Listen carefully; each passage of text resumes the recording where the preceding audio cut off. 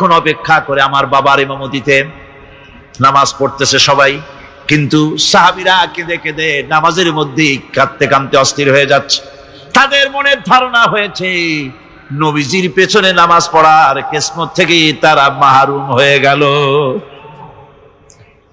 নবীজি বলেন, আয়েশা দরজা খুলে দাও আর আমার মাথাটা একটু উঁচু করে ধরো, আমি একটু নামাজের দৃশ্যটা দেখি। দরজা খুলে দেওয়া হলো, নবীজির মাথা উঁচু করে ধরা হলো। নামাজের জামাতের দৃশ্য দেখে নবীজি আবার শুয়ে পড়লেন। হযরত আয়েশা লক্ষ্য করে দেখেন নবীজির দুই চোখের কোনা দিয়া পানি পড়তেছে।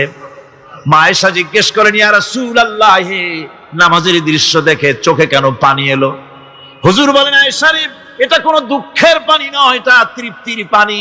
এই যে জামাত নামাজ পড়তেছে লোকেরা, এই জামাত কায়েমের জন্য তায়েফের ময়দানে অনেক রক্ত আমার ঝরেছে, উহুদের ময়দানে দান্দান মুবারক শহীদ হয়েছে, সাহাবায়ে কেরাম জীবন দিয়েছে। এই যে জামাত আমি দেখতে পেলাম, ভবিষ্যতের একটা ছবি যেন চোখে ধরা পড়লো। আমার মনে হলো কিয়ামত পর্যন্ত এই পৃথিবীতে আমার যত উম্মত আসবে তারা এইভাবে করে জামাতে নামাজ আদায় করবে। নবীজি মাথার কাছে মালাকুল মউত যখন এসে গেছেন, আমার ভাইরা, এই পৃথিবীতে যত নবীরা এসেছিলেন মৃত্যুর সময় সমস্ত নবীরা শেষ কথা যেটা বলেছেন, হাদিস, সমস্ত নবীরা উম্মতের জন্য মৃত্যুর মুহূর্তে শেষ কথা যেটা বলেছেন সেটা হলো আসসালাত, আসসালাত, নামাজ, নামাজ। আমার নবী যখন বিদায় হয়ে যান, বিদায় মুহূর্তে মেয়ের কথা বললেন না, কলিজার টুকরা নাতির কথা বললেন না, জামাইয়ের কথা বললেন না, স্ত্রীর কথা বললেন না, মৃত্যুর সময় শেষ কথা বললেন আসসালাত, আসসালাত ওয়া মা মালাকাত আইমানুকুম, নামাজ, নামাজ, আমার উম্মতেরা নামাজ, আমার উম্মতেরা নামাজ ছেড়ে দিও না, নামাজ। যেই নবী উম্মতের জন্য এত কাঁদলেন, নামাজের জন্য এত কথা বলে গেলেন, আল্লাহ রাব্বুল আলামিন নামাজের জন্য এত নির্দেশ করলেন, নবীজি ইন্তেকালের সময় নামাজের কথা বলে দিলেন, সেই মুসলমান আজ নামাজ আদায় করে না, নামাজ পড়ে তো নামাজ শুদ্ধ হয় না। হযরতে হুযায়ফা রাদিয়াল্লাহু তাআলা আনহু তিনি একবার ইয়েমেন সফর করেছিলেন, এক মসজিদে নামাজ পড়লেন, একজনকে তিনি নামাজ পড়তে দেখলেন, নামাজ পড়তে দেখে তিনি অপেক্ষা করলেন, লোকটার নামাজ হয়ে যাওয়ার পর তিনি প্রশ্ন করলেন, আল্লাহর বান্দা, তুমি কতদিন এরকমের নামাজ পড়তেছো? তিনি বললেন, প্রায় 40 বছর তো হবে আমি এরকম নামাজ পড়তেছি। হযরতে হুযায়ফা বলেন, তুমি কি আমারে চেনো? কয়, না, চিনি না। হযরত হুযায়ফা বললেন, আল্লাহর বান্দা শোনো, আমি হচ্ছি আল্লাহর নবী মুহাম্মদুর রাসূলুল্লাহ সাল্লাল্লাহু আলাইহি সাল্লামের সাহাবী হুযায়ফা। ও আল্লাহর বান্দা, তুমি যেভাবে নামাজ পড়েছো এইরকম যদি 40 বছর নামাজ পড়ে থাকো, আল্লাহর কসম করে বলি, নবীজি যে নামাজ শিখাইছেন তোমার সে নামাজ হয় নাই, রাসূলুল্লাহ নামাজ হয় নাই। নামাজ পড়লেই হবে না, রাসূলুল্লাহ বলেছেন, সাল্লু কামা রাআইতুমুনি উসাল্লি, নামাজ পড়ো সেইভাবে যেভাবে আমারে পড়তে দেখো। বিশ্বাস করুন ভাইরা, নামাজ যদি না হয়, হরতাল করিয়া, মিছিল করিয়া, বিক্ষোভ করিয়া, যে কোনো আন্দোলন করে ইসলামকে বিজয়ী করা যাবে না যতক্ষণ পর্যন্ত নামাজ সহি না হবে। নামাজ হচ্ছে ফাউন্ডেশন, নামাজ নাই কিচ্ছু নাই। ঠুকঠাক করে 2টা সেজদা দিয়ে উঠে যাবেন, আপনার ইসলামী আন্দোলনের 4 পয়সার দাম নাই। নামাজ আগে, জিহাদের ময়দানেও নামাজ, যেখানে আছেন ওখানেই নামাজ পড়তে হবে, আর তা পড়তে হবে আদবের সাথে, মুহাব্বতের সাথে। আপনারা বিরক্ত হচ্ছেন না তো? হাদিস শরীফ থেকে শোনাচ্ছি, আল্লাহর নবী এক জিহাদ থেকে ফিরে এসেছেন, রাত কাটাচ্ছেন, শিবির তাবু গেড়েছেন, কয়েকজনকে পাহারার দায়িত্ব দিলেন, রাতের বেলায় পাহারা দিতে, বাই রুটেশন, 2 জন ঘুমাবে, 2 জন পাহারা দেবে। 2 জনের ভাগ্যে পাহারা পড়লো রাত 12টার পরে, পাহারা দিতেছেন। 2 জনের একজন বলল, 2 জন জেগে না থেকে আমরা একজন ঘুমাই, একজন পাহারা দেই, কোনো অসুবিধা হলে আমার উঠায় দিও। বলে ঠিক আছে। এক চেয়ে মুসলমানদের সবচেয়ে বড় জিনিস নামাজ হয় না। নামাজ যত পড়া হয় অধিকাংশ নামাজ হয় না। নামাজের ভিতরে তাদিল আরকান, তাদিল করা ওয়াজিব। যতক্ষণ দাঁড়িয়ে থাকবেন, রুকুতে থাকবেন, যতক্ষণ দাঁড়ায় থাকবেন ততক্ষণ অন্তত এক তাসবিহ পরিমাণ তো বটেই। যদি তা না হয়, রুকুত থেকে দাঁড়ালেন, সেজদায় চলে গেলেন, ওয়াজিব তরক হলো। সেজদা দিলেন না, নামাজ ফাসিদ হয়ে গেল, নষ্ট হয়ে গেল। এটা পাগলামি না। নামাজ সহিভাবে আদায় করতে হবে। নামাজ থেকে দাঁড়াবেন, রুকুত থেকে দাঁড়ায় গেলেন, বলবেন রব্বানা লাকাল হামদ। কোন রব্বানা লাকাল হামদ হামদান কাসীরান তাইয়িবান মুবারাকান ফিহি। একজন সাহাবী এই দোয়াটা পড়ছিলেন। নামাজ শেষ করে আল্লাহর নবী প্রশ্ন করলেন, নামাজের ভিতরে অতিরিক্ত এই কথাগুলি কে বলেছো? সাহাবী ভয় পেয়ে গেলেন। ভয় ভয় তিনি বললেন, হুজুর আমি বলেছি। হুজুর বললেন, তুমি জানো না আমি নবী, তুমি নবী না। আমি যা দেখি তুমি দেখতে পাও না। তুমি যখন এই দোয়াটা পড়তেছিলে আমি লক্ষ্য করেছিলাম আল্লাহর রহমতের ফেরেশতারা প্রতিযোগিতা করতেছিল তোমার আমল নামায় কে কত বেশি নেকি লিখবে।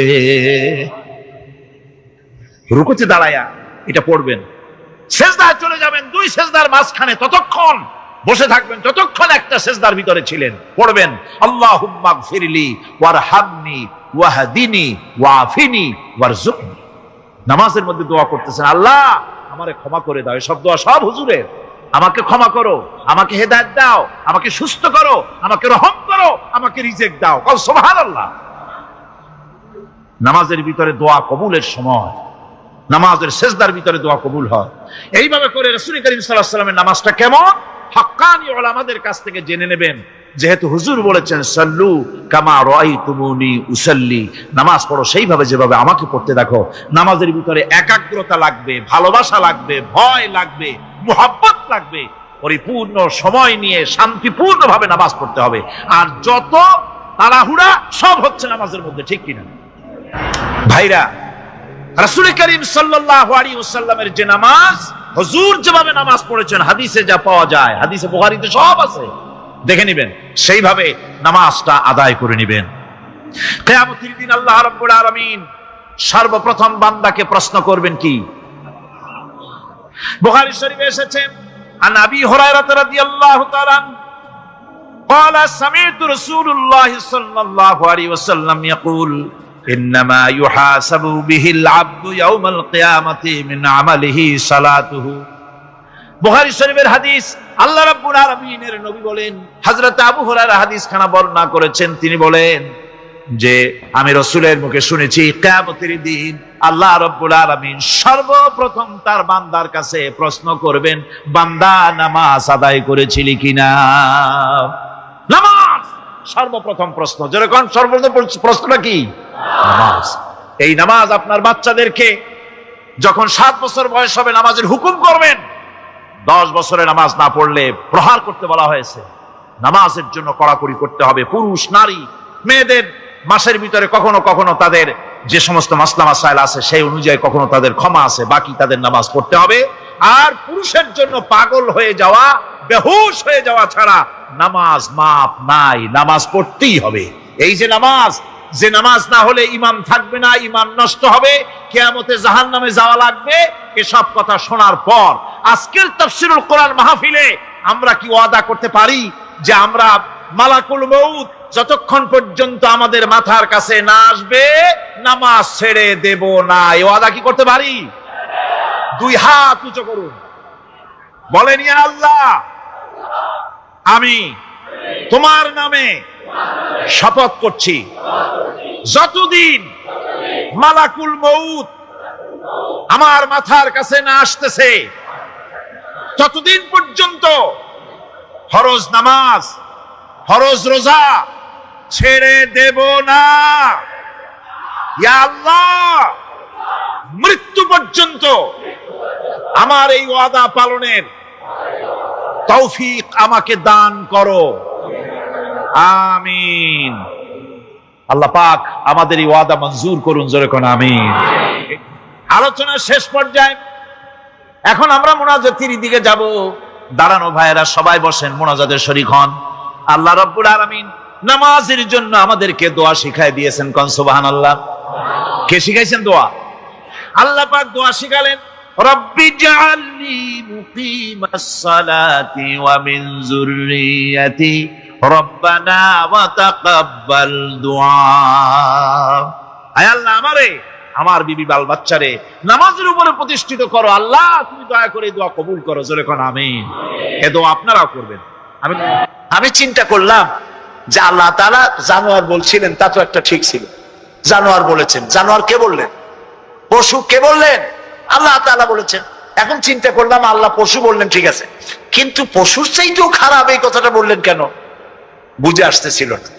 আল্লাহ তাআলা বলেন, কোরআন যদি কেউ বুঝতে চায় তো বুঝার জন্য আমি তার দিল খুলে দেবো। সুবহানাল্লাহ। ওয়া মান ইয়াত্তাকিল্লাহা ইয়াজআল লাহু মাখরাজা। আল্লাহকে ভয় করে কেউ পথ চলতে চাইলে আল্লাহ পথ তৈরি করে দেন।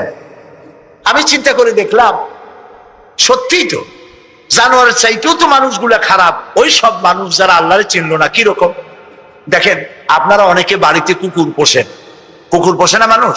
কুকুর সাংঘাতিক বুদ্ধিমান প্রাণী এবং প্রভু ভক্ত। লন্ডনে তো বহুত কুকুর আছে যারা স্কটল্যান্ড ইয়ার্ড বাহিনীতে চাকরি করে, ভালো ভালো চাকরি করে। ইন্সপেক্টরও আছে, কর্নেল আছে, মেজর আছে, ইন্সপেক্টর আছে। অবশ্য কুত্তায় জানে যে সে মেজর বা কর্নেল। এবং এরা দারুণ হুকুম পালন করে। চোরের ছবিটা দেখায় দেবে আর তার ব্যবহৃত কাপড়টা শুকায় দেবে, বাস শেষ কাজ। যেখানে পাবে সেখানে ধরবে। $1 কোটি বা পাউন্ডও যদি দেয় কুত্তায় ছাড়বে না। সাংঘাতিক অফিসারেরা। কথা বুঝতে পেরেছে? তো অনেকে কুত্তা পোষে। এখন কুত্তা পুষেছে, মাহফিল আসছে একটা লোক, রাত 2:30, 2টা বা 11টার সময় বাড়ি ফিরেছে। কুত্তা টের পাইছে, অন্ধকার রাত, কে যেন আসতেছে। কুত্তা তার ভাষায় বলেছে হল্ট। এখন বাড়িওয়ালা বলছে এই ডবলু, আদর করে নাম রাখছে কুত্তার ডবলু। একটা ধমক দিল, কুত্তা গলার আওয়াজ শুনে বুঝে ফেলেছে। কিন্তু কুত্তা গলার আওয়াজ বোঝে না। কুত্তা তো ভালো গরুতেও বুঝে। আপনি আপনার গরুরে ডাক দেন অন্ধকারে, গরু আপনার ডাকের সাড়া দেবে, কাছে আসবে। আসে না এরকম? অন্ধকারে গিয়ে গরুর ডাক দিলে বাড়িওয়ালার ডাকে গরু সাড়া দিয়ে আসে না? বিল দিয়ে আসে না? কুত্তায় থেমে গেল, বুঝতে পারলো এ তো আমার মালিক, আমি তো ভুল করছি। যখন মালিক কাছে আসলো, কুত্তায় লেজ লড়াইয়া গাছ সাথে মিশে মিশে লেজ লড়াইতে লাগলো। তার ভাষায় সে বলতে লাগলো, আই এম এক্সট্রিমলি সরি। ও গ্রিন সিগন্যাল, লেজ নাড়াইয়া গ্রিন সিগন্যাল দিয়ে দিল, হুজুর আপনি যাইতে পারেন, স্যার আপনার জন্য দরজা খোলা। কিন্তু এইখানে যদি চোর হইতো আর ডাকাইত হইতো আর যত বলতো ডবলু থাম, তাহলে সে কি থামতো? গর্দানে কামড়াইতো, না হয় ঠ্যাঙ্গে কামড়াইয়া ঠ্যাং ঠং ভেঙে দিত, ঠিক কিনা? তাহলে বোঝা গেল কুত্তায় মালিকও চেনে, শত্রুও চেনে। আল্লাহ কয় উলাইকা কাল আনাম, এগুলো জানোয়ারের চাইতে খারাপ, বালহুম আদাল, এই জন্য খারাপ। কুত্তায় তো মালিক চিনলো, দুশ্মনও চিনলো, বন্ধুও চিনলো। এই মানুষগুলি আল্লাহকে চিনলো না, প্রভুকে মালিককে চিনলো না, তাকে অস্বীকার করলো। কুত্তার চাইতেও নিকৃষ্ট। প্রিয় ভাই সব, মানুষের এই 3 প্রকারের দিল, সুস্থ দিল, অসুস্থ দিল, আরেকটি হলো কি দিল? মৃত্যু দিল। সকল প্রকার দিলের একটা চিকিৎসা আল্লাহ কোরআনে করে দিয়েছে। সুবহানাল্লাহ। আল্লাহ রাব্বুল আলামিন বলেন, সব হৃদয় জনিত, কলব জনিত রোগের চিকিৎসা হলো আলা বিযিকিরিল্লাহি তাতমাইন্নুল কুলুব। একমাত্র আমার স্মরণ, আমার জিকির, আমার স্মরণ মানুষের অন্তরাত্মাকে ঠান্ডা করে দিতে পারে, কলিজা ঠান্ডা করে। যেখানে তার মর্যাদা আছে, সারা পৃথিবীর সব মানুষ যদি আল্লাহকে অস্বীকার করে, ওই স্তর থেকে 1 ডিগ্রি নিচে নামানো যাবে না, অসম্ভব। এই জন্য কৃতজ্ঞতা যে প্রকাশ করে সে আল্লাহর জন্যই করে। আমরা যদি আল্লাহর জিকির আজগার না করি, আল্লাহর ক্ষমতা শেষ নাকি? বলেন। আল্লাহ রাব্বুল আলামিন বলেন, ইউসাব্বিহু লিল্লাহি মা ফিস সামাওয়াতি ওয়া মা ফিল আরদ। আকাশে যা কিছু আছে, জমিনে যা কিছু আছে, এর মাঝখানে যা কিছু আছে, সব আমার জিকির করছে, আমার তাসবিহ পড়ছে। আপনারা বসন্তকালে গাছের ডালে শোনেন কোকিল পাখি কুহু কুহু করে ডাকতেছে। আল্লাহ রাব্বুল আলামিন বলেন, ওয়ালাকিন লা তাফকাহুনা তাসবিহাহুম, তোমরা ওদের তাসবিহ বোঝো না, তোমরা শোনো কুহু, আসলে সে ডাকে আল্লাহু আল্লাহু। বউ কথা কম, আছেন একটা পাখি মমন সাইতে নাই, আছে, ছোটবেলা থেকে শুনতেছি বউ কথা কও, বউ কথা কও। ওর বউ এত অভিমান করলো কেন? কথা মোটে কয়ই না। আসলে বউ কথা কও আমরা শুনি, আর আল্লাহ বলছেন ওয়ালাকিন লা তাফকাহুনা তাসবিহাহুম, ওরা আমার জিকির করছে তোমরা বুঝো না। মানুষও বুঝবে কেন? মানুষ তো আন্দাজে যা শোনে শব্দের সাথে আপনি যা মিলাবেন তাই কিন্তু হয় ভাই। যেমন ট্রেন ছাড়ছে, ট্রেন যখন ছাড়লো তো প্রাথমিক আওয়াজ শোনা যায় যাচ্ছি যাব, যাচ্ছি যাব। যখন জোরে চলে তখন শোনা যায় যাচ্ছি যাব, যাচ্ছি যাব, এরকম শোনা যায়, ঠিক না? শব্দের সাথে এরকম যা মিলাবেন তাই হবে। মৃত্যু দিল কি? মৃত্যু দিল সম্পর্কে আল্লাহ বলছেন ওয়ালাকাদ যারানা লিজাহান্নামা কাসীরাম মিনাল জিন্নি ওয়াল ইনস লাহুম কুলুবুন লা ইয়াফকাহুনা বিহা। মানুষ আর জিনদের মধ্যে আল্লাহ তাআলা বলেন আমি এক শ্রেণীর রেডিমেড জাহান্নামী তৈরি হয়েই আছে মানুষ এবং জিনের মধ্যে। ওরা কারা? লক্ষ্য করুন, মৃত্যু দিল কাদের? লাহুম কুলুবুন লা ইয়াফকাহুনা বিহা, যাদেরকে আমি হৃৎপিণ্ড দিয়েছি, বিবেক দিয়েছি, সব বোঝে, আমারে বোঝে না। আছেন এরকম কিছু বুদ্ধিজীবী? বলেন আছে না? কবি আছেন এমন কিছু, সাহিত্যিক আছেন এমন কিছু। নারীর সৌন্দর্য, নারীর রূপের সৌন্দর্যের ব্যাপারে কবিতা লিখতে লিখতে কলমের কালি শেষ হয়ে যায়, কিন্তু এই সৌন্দর্য কে দিলেন তার চিনতেই পারলো না। ফুলের ব্যাপারে গান লেখে, কবিতা লেখে, ফুলের রং, ফুলের গন্ধ। প্রজাপতি, প্রজাপতি কে এত সুন্দর করে, কোন শিল্পী তোমার ডানায় এত সুন্দর রং দিল, তার গান তৈরি করে, কিন্তু প্রজাপতির রং কে দিল আরে খুঁজে পায় না। তারপরে বলে কি? বলে যে সব বুঝেছি, শান্তিনিকেতন গিয়া পড়ে শুনিয়া, সাহিত্যের উপরে ডক্টরেট ডিগ্রি নিয়া কয় সব বুঝেছি।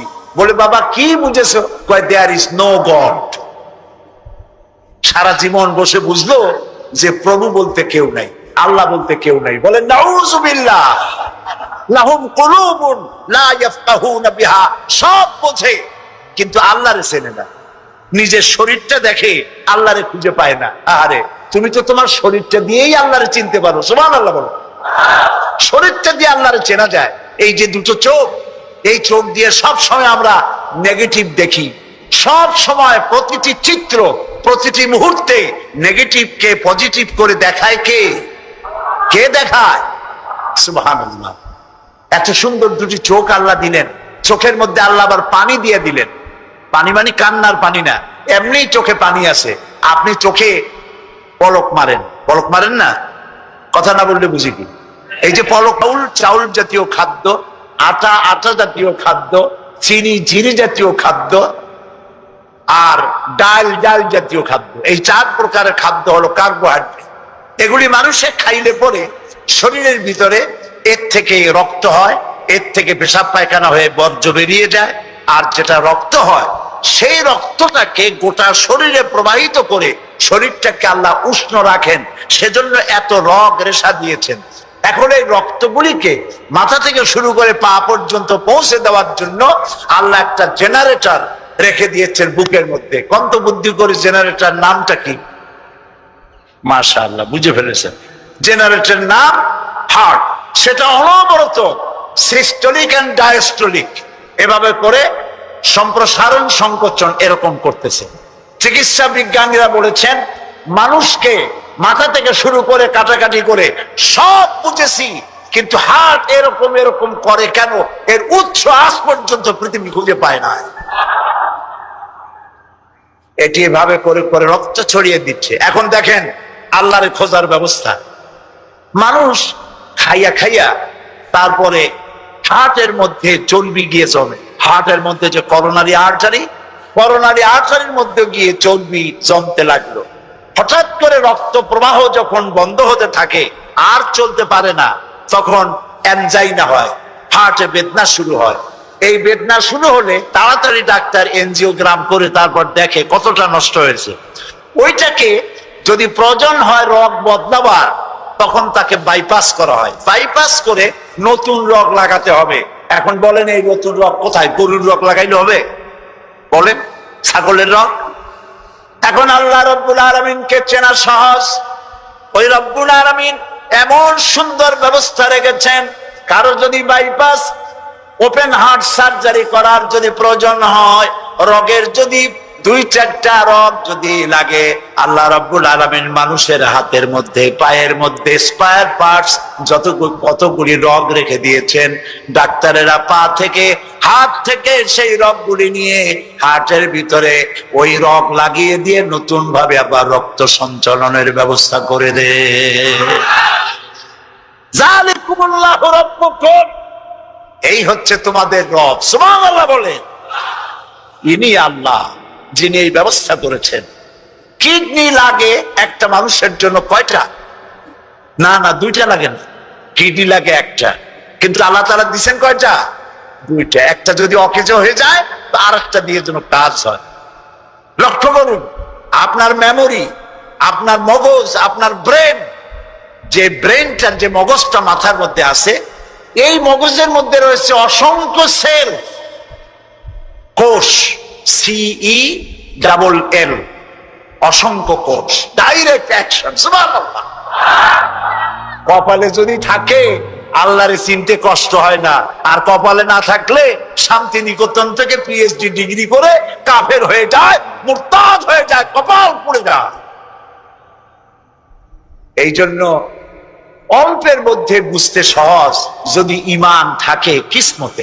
প্রিয় ভাই সব, আল্লাহ রাব্বুল আলামিন বলছেন, লাহুম কুলুবুন লা ইয়াফকাহুনা বিহা, তাদেরকে হৃদয় দিয়েছি, তাদেরকে বিবেক দিয়েছি, সব বুঝলো, আমারে বুঝলো না। পাওয়ার কারণ নাই, চিন্তা করার কোনো কারণ নাই। আমার বন্ধুগণ, হযরতে হুদ আলাইহিস সালামকে যখন সমাজের লোকেরা, রাষ্ট্রের লোকেরা ঘিরে ফেলে দিল, সমাজ শক্তি, রাষ্ট্র শক্তি যখন তাকে ঘিরে ফেলে দিল, ষড়যন্ত্রের পাহাড় তুলে দিল, তারে মেরে ফেলে দিবে, হযরত হুদ দেশ থেকে তা পালায় গেলেন না, ভয় পেলেন না। হযরতে হুদ আলাইহিস সালাম বললেন, কোরআনে কারীমে হযরত হুদের কথা কোট করা হলো, ফাকিদুনি জামিআন সুম্মা লা তুনজিরুন, সম্মিলিতভাবে ষড়যন্ত্র করো আমার বিরুদ্ধে, সবাই মিলে ষড়যন্ত্র করো, সুম্মা লা তুনজিরুন, আর আমাকে এতটুকু অবকাশ তোমরা দিও না। ইন্নী তাওয়াক্কালতু আলাল্লাহি রাব্বি ওয়া রাব্বিকুম, আমি ভরসা করেছি সেই আল্লাহর উপরে, যার কুদরতি হাতের ভেতরে, যিনি আমাদের রব, তোমাদেরও রব, আর যার কুদরতি হাতের ভিতরে তামাম পৃথিবীর জানগুলি যার হাতে, সে আল্লাহর উপরে ভরসা করেছি। ষড়যন্ত্র যদ্দূর আছে করতে থাকো, আমি ষড়যন্ত্র পরোয়া করি না। সুবহানাল্লাহ। এটাই হলো মুমিনের কোয়ালিটি। শুধু ঈমান, লা ইলাহা ইল্লাল্লাহু মুহাম্মাদুর রাসূলুল্লাহ, গরু গোশত খাই, আর রবিউল মাস আসতে পরে ইয়া নবী সালাম আলাইকা, ইয়া রাসূল সালাম আলাইকা, তারপরে গরম গরম জিলাপি আর রসগোল্লা খাইলাম খুব বেশি করিয়া, এর নাম মুমিন নয়। মুমিন হচ্ছে তার চলায় ফেরায়, ওঠায় বসায় সাহসিকতার এক আন্দাজ তৈরি হবে সে। আমার ভাইয়েরা, বিপদে অবিচলতা আমাদেরকে পয়গম্বরেরা শিক্ষা দান করেছেন। আমরা দেখতে পেয়েছি বিশ্বনবী জনাবে মুহাম্মদুর রাসূলুল্লাহ সাল্লাল্লাহু আলাইহি ওয়াসাল্লাম হিজরতের রাত, কাফেররা চতুর্দিকে দাঁড়ানো, হযরত জিবরাইল এসে বলেন, ইয়া রাসূলুল্লাহ, হে কাফেররা চতুর্দিকে ঘিরে দাঁড়িয়েছে, গভীর রাত, এখন হাতে তাদের তরবারি, সকাল হলে পরেই তারা আপনাকে মেরে ফেলে দিবে, তাড়াতাড়ি ওঠেন, মদিনার দিকে চলে যান। আল্লাহ নবী ঘুমের থেকে জেগে হযরত আলীকে ডেকে বলেন, আলী, আল্লাহ অর্ডার করেছেন, আমি মদিনায় চললাম, আমার বিছানার পরে আমার চাদর গায়ে দিয়ে শুয়ে থাকো। হযরত আলী বলেন, আল্লাহর হাবিব, আপনার চাদর গায়ে দিয়ে ঘুমিয়ে থাকবো। সকালবেলায় কাফির বেঈমানেরা আপনার বিছানার পরে আপনার চাদর গায়ে দেওয়া অবস্থায় আমি আলীকে তারা মুহাম্মদ মনে করবে, আর আমি আলীকে নবী মনে করে তারা তাদের তরবারি দিয়া কেটে কেটে টুকরা টুকরা করে আবার বিদায় করে দেবে দুনিয়া থেকে। এতটুকুনো পরোয়া করি না, বরং আমার দিলের মধ্যে এটাই তৃপ্তি থাকবে যে আমি আলীর জীবনের বিনিময় আল্লাহর হাবিব দুনিয়ায় বেঁচে আছেন। কোরআনে কারিমে রব্বুল আলামিন বলছেন, ওয়ামা তিলকা বিয়ামিনিকা ইয়া মূসা। হে মূসা, তোমার ডান হাতে ওটা কি? মূসা আলাইহিস সালাম বললেন, হিয়া আসায়, এটা একটা লাঠি। এর উপরে আমি ভর করে দাঁড়াই, এ দিয়ে আমি গাছের পাতা পাড়ি, ছাগল ভেড়ারে খাওয়াই, এ দিয়ে আমি ছাগল ভেড়াগুলি বন্য প্রাণী থেকে রক্ষা করি। এর উপরে মাঝে মধ্যে আমি অনেক সময় দাঁড়ায় থেকে ক্লান্ত হলে এই লাঠির উপরে ভর করে দাঁড়াই। তাছাড়াও আরো অনেক কাজ আমি এই লাঠি দিয়ে করি। প্রশ্ন হচ্ছে, আল্লাহ জিজ্ঞেস করলেন তোমার ডাইন হাতে ওটা কি? জবাব দিলি, স্যার এটা একটা লাঠি, এ দিয়ে গাছের পাতা পাড়ি, ভেড়া ছাগল ঠেকাই, তারপরে আমি এর উপরে ভর করে দাঁড়াই। এত কথার দরকার কি? দরকার এই জন্যে, আশেক যখন কথা বলার সুযোগ পায় মাশূকের সাথে, মন চায় সময়টা অল্পের মধ্যে যেন শেষ না হয়ে যায়। এখানে আশেক হচ্ছেন হযরত মূসা আলাইহিস সালাম, মাশূক হচ্ছেন আল্লাহ সুবহানাহু ওয়া তাআলা।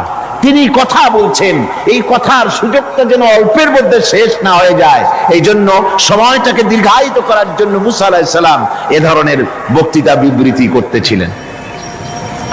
আল্লাহ রাব্বুল আলামিন বললেন, মূসা রে, তুমি বলেছো এটা লাঠি, আর লাঠির ফজিলত তুমি বর্ণনা করেছো। এছাড়াও লাঠির মধ্যে আর একটা কুদরত আছে, তুমি জানো না?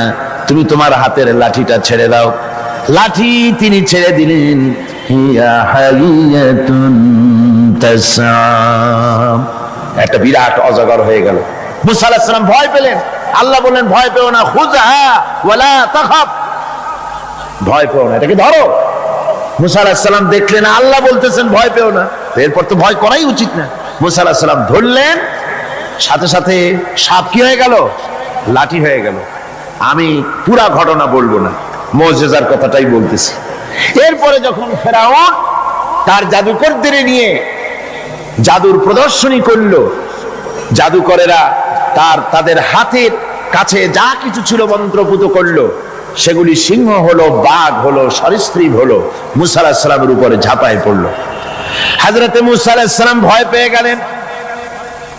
আল্লাহ রাব্বুল আলামিন বললেন, মূসা রে, ভয় পাওয়ার কোনো কারণ নাই, তোমাকে বাতিলের বিরুদ্ধে ময়দানে নামাইয়া তোমাকে একা আমি ছেড়ে দেই নাই, আমি আল্লাহ রাব্বুল আলামিন তোমার সাথে আছি, তুমি তোমার হাতের লাঠি ছেড়ে দাও। মূসা আলাইহিস সালাম লাঠি ছাড়লেন, তো সাপ হয়ে গেল। সাপ হয়ে যখন হা করেছে, ফেরাউনের জাদুকরদের তৈরি করা বাঘ, সিংহ, সাপ সব গিয়ে মূসা আলাইহিস সালামের এই লাঠি মার্কা সাপের পেটের মধ্যে গিয়ে ঢুকলো। জাদুকরেরা মনে করলো আমরা যেটা দেখাইছি সেটা নিশ্চয়ই জাদু। মূসা আলাইহিস সালাম যেটা দেখাইছেন এটা জাদু হতেই পারে না, কারণ হচ্ছে জাদু খেয়ে ফেলে দেয়, ওটা জাদু হয় কি করে? এটা জাদু না, এটা জাদুর চাইতে বড় কোনো জিনিস, জাদুর বাবা অথবা দাদা, এই জাতীয় কিছু একটা হবে। বন্ধুগণ, এর নাম মুজিজা। এর নাম কি? মুজিজা। রাসূল পাক সাল্লাল্লাহু আলাইহি ওয়াসাল্লাম যখন পৃথিবীতে আসেন, তখন ছিল সাহিত্যের প্রভাব। সাহিত্য এত প্রভাবিত, তখন প্রভাব বিস্তার করেছে যে তারা কবিতা রচনা করে করে, সাহিত্য রচনা করে করে কাবা শরীফের সাথে লটকায় দিত, চ্যালেঞ্জ করত, পারলে এইটার সাথে মোকাবেলা করো। সেই যুগে আল্লাহ পাক নাজিল করলেন কোরআন। রাসূল পাক সাল্লাল্লাহু আলাইহি ওয়াসাল্লামের জীবনে 3000 মুজিজা রয়েছে। এই 3000 মুজিজার ভিতরে রাসূলুল্লাহ সবচেয়ে বড় মুজিজা হচ্ছে কোরআন। কোরআনে কারীম, কোরআনের মুজিজা আল্লাহ দিয়ে দিলেন। এমন সাহিত্য আল্লাহ পাক নাজিল করলেন, সাহিত্য, কবিত্ব, সব কিছু এর সামনে মাথা নত করে দিল। শুধু সেকালে নয়, সেই কালে, আজকের কালে, ভবিষ্যৎ কালে, কিয়ামত পর্যন্ত কোরআনের সাহিত্যিক মানকে উতরে যাবে এমন সাহিত্যিকের জন্ম হয় নাই, হবেও না। সুবহানাল্লাহ। আমি বলতেছিলাম নবীদেরকে তিনটা জিনিস দেওয়া হয়েছে সমানভাবে। ওহী দেওয়া হয়েছে, মুজিজা দেওয়া হয়েছে, উন্নত মানের চরিত্র দেওয়া হয়েছে। হযরত দাউদ আলাইহিস সালামকে যে মুজিজা দেওয়া হলো, দাউদ আলাইহিস সালাম ইন্তেকাল করলেন, মুজিজা তার কবরে চলে গেল। আজ আর পৃথিবীতে কোন মানুষ লোহা ধরে চাপ দিলে পানি হয়ে পড়ে যাবে না।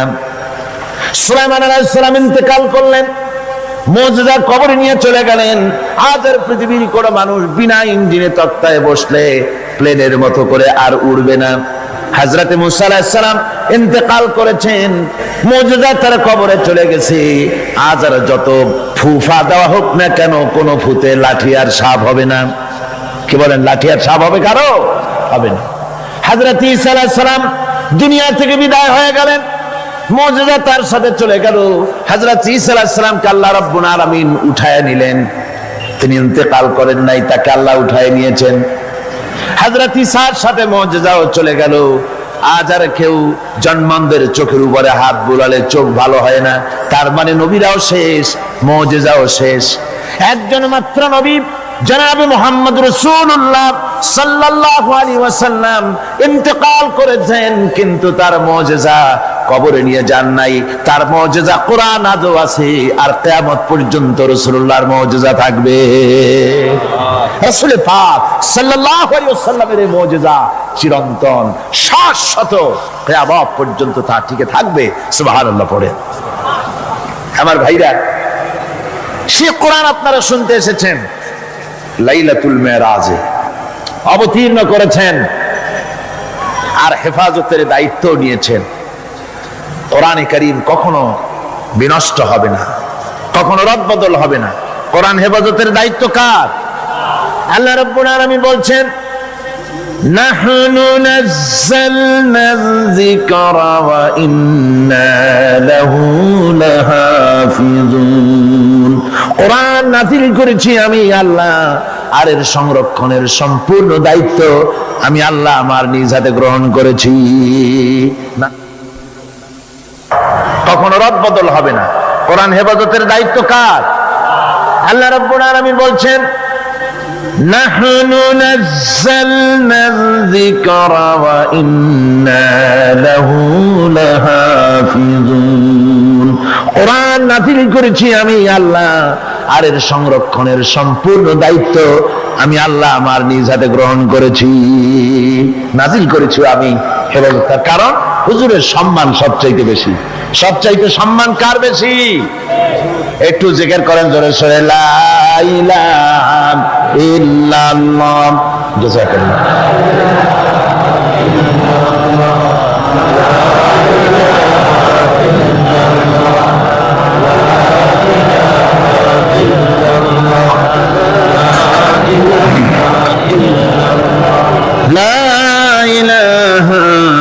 ইল্লাল্লাহু মুহাম্মাদুর রাসূলুল্লাহ। রাসূলের মেরাজ পৃথিবীর কোন পয়গম্বরের কিসমতে যা হয়নি তাই হয়েছে রাসূলের কিসমতে। ধুলির ধরা থেকে একজন মানুষকে, একটা স্থূল ওজনদার একজন মানুষ, জড়দেহ, এই মানুষকে পৃথিবীর মাটি থেকে মহাশূন্য পাড়ি দিয়ে কেমনে নিয়ে গেল আকাশে, এ নিয়ে বহুত প্রশ্ন হয়েছে। কেউ কেউ মেরাজকে অস্বীকার করেছে, কেউ বলেছে হ্যাঁ মেরাজ মানি, তবে মেরাজ সশরীরে হয় নাই, মেরাজ হয়েছে স্বপ্নে। আবার কেউ বলেছেন মেরাজ হয়েছে, এটা একটা আত্মিক ব্যাপার, স্পিরিচুয়াল ব্যাপার। সশরীরে মেরাজ অনেক অস্বীকার করেছেন। তাদের যুক্তি হলো যে ল অফ গ্রাভিটেশন, মাধ্যাকর্ষণ শক্তি পাড়ি দিয়ে একটা স্থূল জড় শরীর, এটা উঠলো কি করে? এটা তো ওঠার কথা নয়। আপেল গাছ থেকে আপেলটা ছিঁড়ে যখন পড়ে তখন তো উপরে যায় না, সেটা মাধ্যাকর্ষণ শক্তির বলে নিচে নামে, উপরে তো যায় না। কাজে মাধ্যাকর্ষণ শক্তি ল অফ গ্রাভিটেশনকে পার হয়ে কি করে একটা মানুষ উপরে চলে গেল? এ হলো 1 নম্বর প্রশ্ন, যারা অস্বীকার করে তাদের প্রশ্ন। 2 নম্বরে তাদের প্রশ্ন যে বুঝলাম না হয় কোনো কায়দা করে গেলেন, যায়া সে কি ঘরের কাছের ব্যাপার? কোথায়? এখান থেকে চাঁদ হলো 2,32,000 মাইল, সূর্য হলো 9,30,00,000 মাইল, তারপরে মিল্কি ওয়ে, গ্যালাক্সি, এগুলি তারকার রাজ্য, উপগ্রহের রাজ্য, গ্রহের রাজ্য। তারা বলছে এটা একটা কথা নাকি? ওদের মাথায় ঢোকে না, বিশ্বাসই করতে চায় না। হুজুর ফিরে এসে যখন বসেছেন, তারপরে আবু জাহেল এসে তো বলছে যে মুহাম্মদ সাল্লাল্লাহু আলাইহি সাল্লাম প্রত্যেক দিনই তো নতুন নতুন কথা কও, আজকে কোনো নতুন কথা আছে নাকি? হুজুর বলছেন হ্যাঁ কথা আছে। কি বলে? এই যে শেষ রাত্রে আমার ফুফু উম্মু হানির ঘরের থেকে জিবরাইল এসে আমারে নিয়ে গেল, বাইতুল মাকদাসে গেলাম, 2 রাকাত নামাজ পড়লাম, এরপরে ওইখান থেকে আমাকে 7 আকাশ পাড়ি দেওয়া হলো, মহাশূন্য পাড়ি দিয়ে 7 আকাশ পাড়ি দিয়ে তারপরে আরশে আজিমে গেলাম, আল্লাহর সঙ্গে কথা বললাম, বেহেশত দোজখ দেখলাম, এরপরে এই যে আইসা কেবল ফজর পড়ে বসছি। আবু জাহেল কয় যে সর্বনাশ খাইছে, এতদিন মনে করছিলাম তুমি পাগল, কিন্তু কোনো সবুত ছিল না, আর আজকে দলিল মিলে গেল, প্রমাণ মিলে গেল তুমি একটু বদ্ধ পাগল। যেরকম নাউযুবিল্লাহি মিন যালিক। আবু জাহেল মনে মনে খুব খুশি হলো, বলল মুহাম্মদ সাল্লাল্লাহু আলাইহি ওয়াসাল্লাম তুমি কি অনুমতি দিবে? তুমি যেভাবে এই ঘটনা বললে এটা আমি মানুষকে বলে বেড়াই, অবশ্যই তুমি যাও বলে আসো। আবু জাহেল মনে করলো এটাই হলো গোল্ডেন অপরচুনিটি, এটাই হলো সুবর্ণ সুযোগ। তার সবচাইতে বেশি ভক্ত এবং অত্যন্ত আন্তরিক অন্তরঙ্গ বন্ধু হযরত আবু বকর, এই লোকটাকে খসাতে পারলেই বাজিমাত হবে। তার বাড়ি গিয়ে বলছেন আবু বকর শুনেছে বলে কি? কয় যে মুহাম্মদ সাল্লাল্লাহু আলাইহি ওয়াসাল্লাম পাগল হয়ে গেছে। বলে কি রকম? কয় যে এই সব কথা তিনি বলতেছেন এখন। হযরত আবু বকর বলছেন আবু জাহেল তুমি যা বললে আমার রাসূল কি হুবহু এরকম বলেছেন? আবু জাহেল বলছে হ্যাঁ ঠিক এরকমই বলেছে। হযরত আবু বকর বলছেন আবু জাহেল শোনো, হুজুর সত্য বলেছেন, নিঃসন্দেহে তার মেরাজ হয়েছে, কোনো সন্দেহ নাই। হযরত আবু বকর আবু জাহেলকে ধরে নিয়ে আসলেন কাবা শরীফে, মসজিদে হারামে এসে বলছেন হুজুর আমি এই আবু জাহেলের কাছে শুনলাম আপনি নাকি কি কি বলেছেন। হুজুর মেরাজের ঘটনা শোনালেন। হযরত আবু বকর বললেন আপনি সত্য বলেছেন। হুজুর বলেন আবু বকর তুমি আজ থেকে সিদ্দিক। সুবহানাল্লাহ। ভাইরা, মেরাজকে অনেকেই অস্বীকার করেছে, আর অস্বীকার করার যুক্তি কারো কারো থাকতে পারে যাদের ঈমান দুর্বল। কি করে সম্ভব? সজাগ করিয়া কিভাবে এই হাজার হাজার লক্ষ কোটি কোটি মাইল পাড়ি দিয়ে কিভাবে নিয়ে গেল, এটা কেমনে সম্ভব? এটা মানুষের মাথায় সহজে ঢুকবে না। মানুষের মাথায় সহজে ঢুকবে কোন? কি বলেন ঢুকবে? বিষয়টা খুবই কঠিন, বিষয়টা সহজে মানুষের মাথায় ঢুকবে না। এই জন্যে ঘটনাটা যেখানে আল্লাহ শুরু করেছেন তিনি ঘটনাটা বর্ণনা দিচ্ছেন এইভাবে, সুবহানাল্লাযী আসরা বিআবদিহি লাইলাম মিনাল মাসজিদিল হারামি ইলাল মাসজিদিল আকসাল্লাযী বারাকনা হাওলাহু লিনুরিয়াহু মিন আয়াতিনা ইন্নাহু হুয়াস সামিউল বাসীর। সাদাকাল্লাহুল আযীম।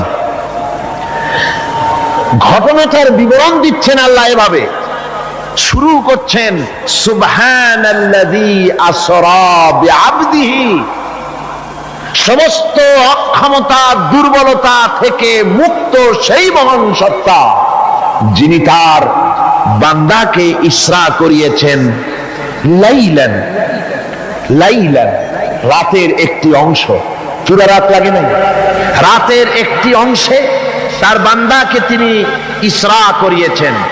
মিনাল মসজিদিল হারাম ইলাল মসজিদিল আকসা, মসজিদে হারাম থেকে মসজিদে আকসা পর্যন্ত রাতের একটি অংশে ইসরা করিয়েছেন। রাতের ভ্রমণকে আরবিতে ইসরা বলা হয়। আর এই বাইতুল মুকাদ্দাস থেকে আরশ আজিম পর্যন্ত ভ্রমণের নাম হচ্ছে মেরাজ, সিঁড়ি। সেই সিঁড়িটা কিরকম হবে পরে বলছি। এখানে বলা হচ্ছে তোমরা তো জিনিসটাকে কঠিন মনে করো, যেটা কি করে সম্ভব? এটাকে কঠিন মনে করো, অসম্ভব মনে করো, কিন্তু কাজটা ঘটাইছেন এমন এক সত্তা সুবহানাল্লাহ, যিনি সমস্ত দুর্বলতা অক্ষমতা থেকে মুক্ত, মহান শক্তিশালী আল্লাহ ঘটনাটা ঘটাইছেন। কাজে তোমাদের এই চিন্তা কেন, যেটা কি করে হলো? কাজটা কে ঘটাইছেন? আল্লাহ সুবহানাহু ওয়া তাআলা, তিনি ঘটাইছেন।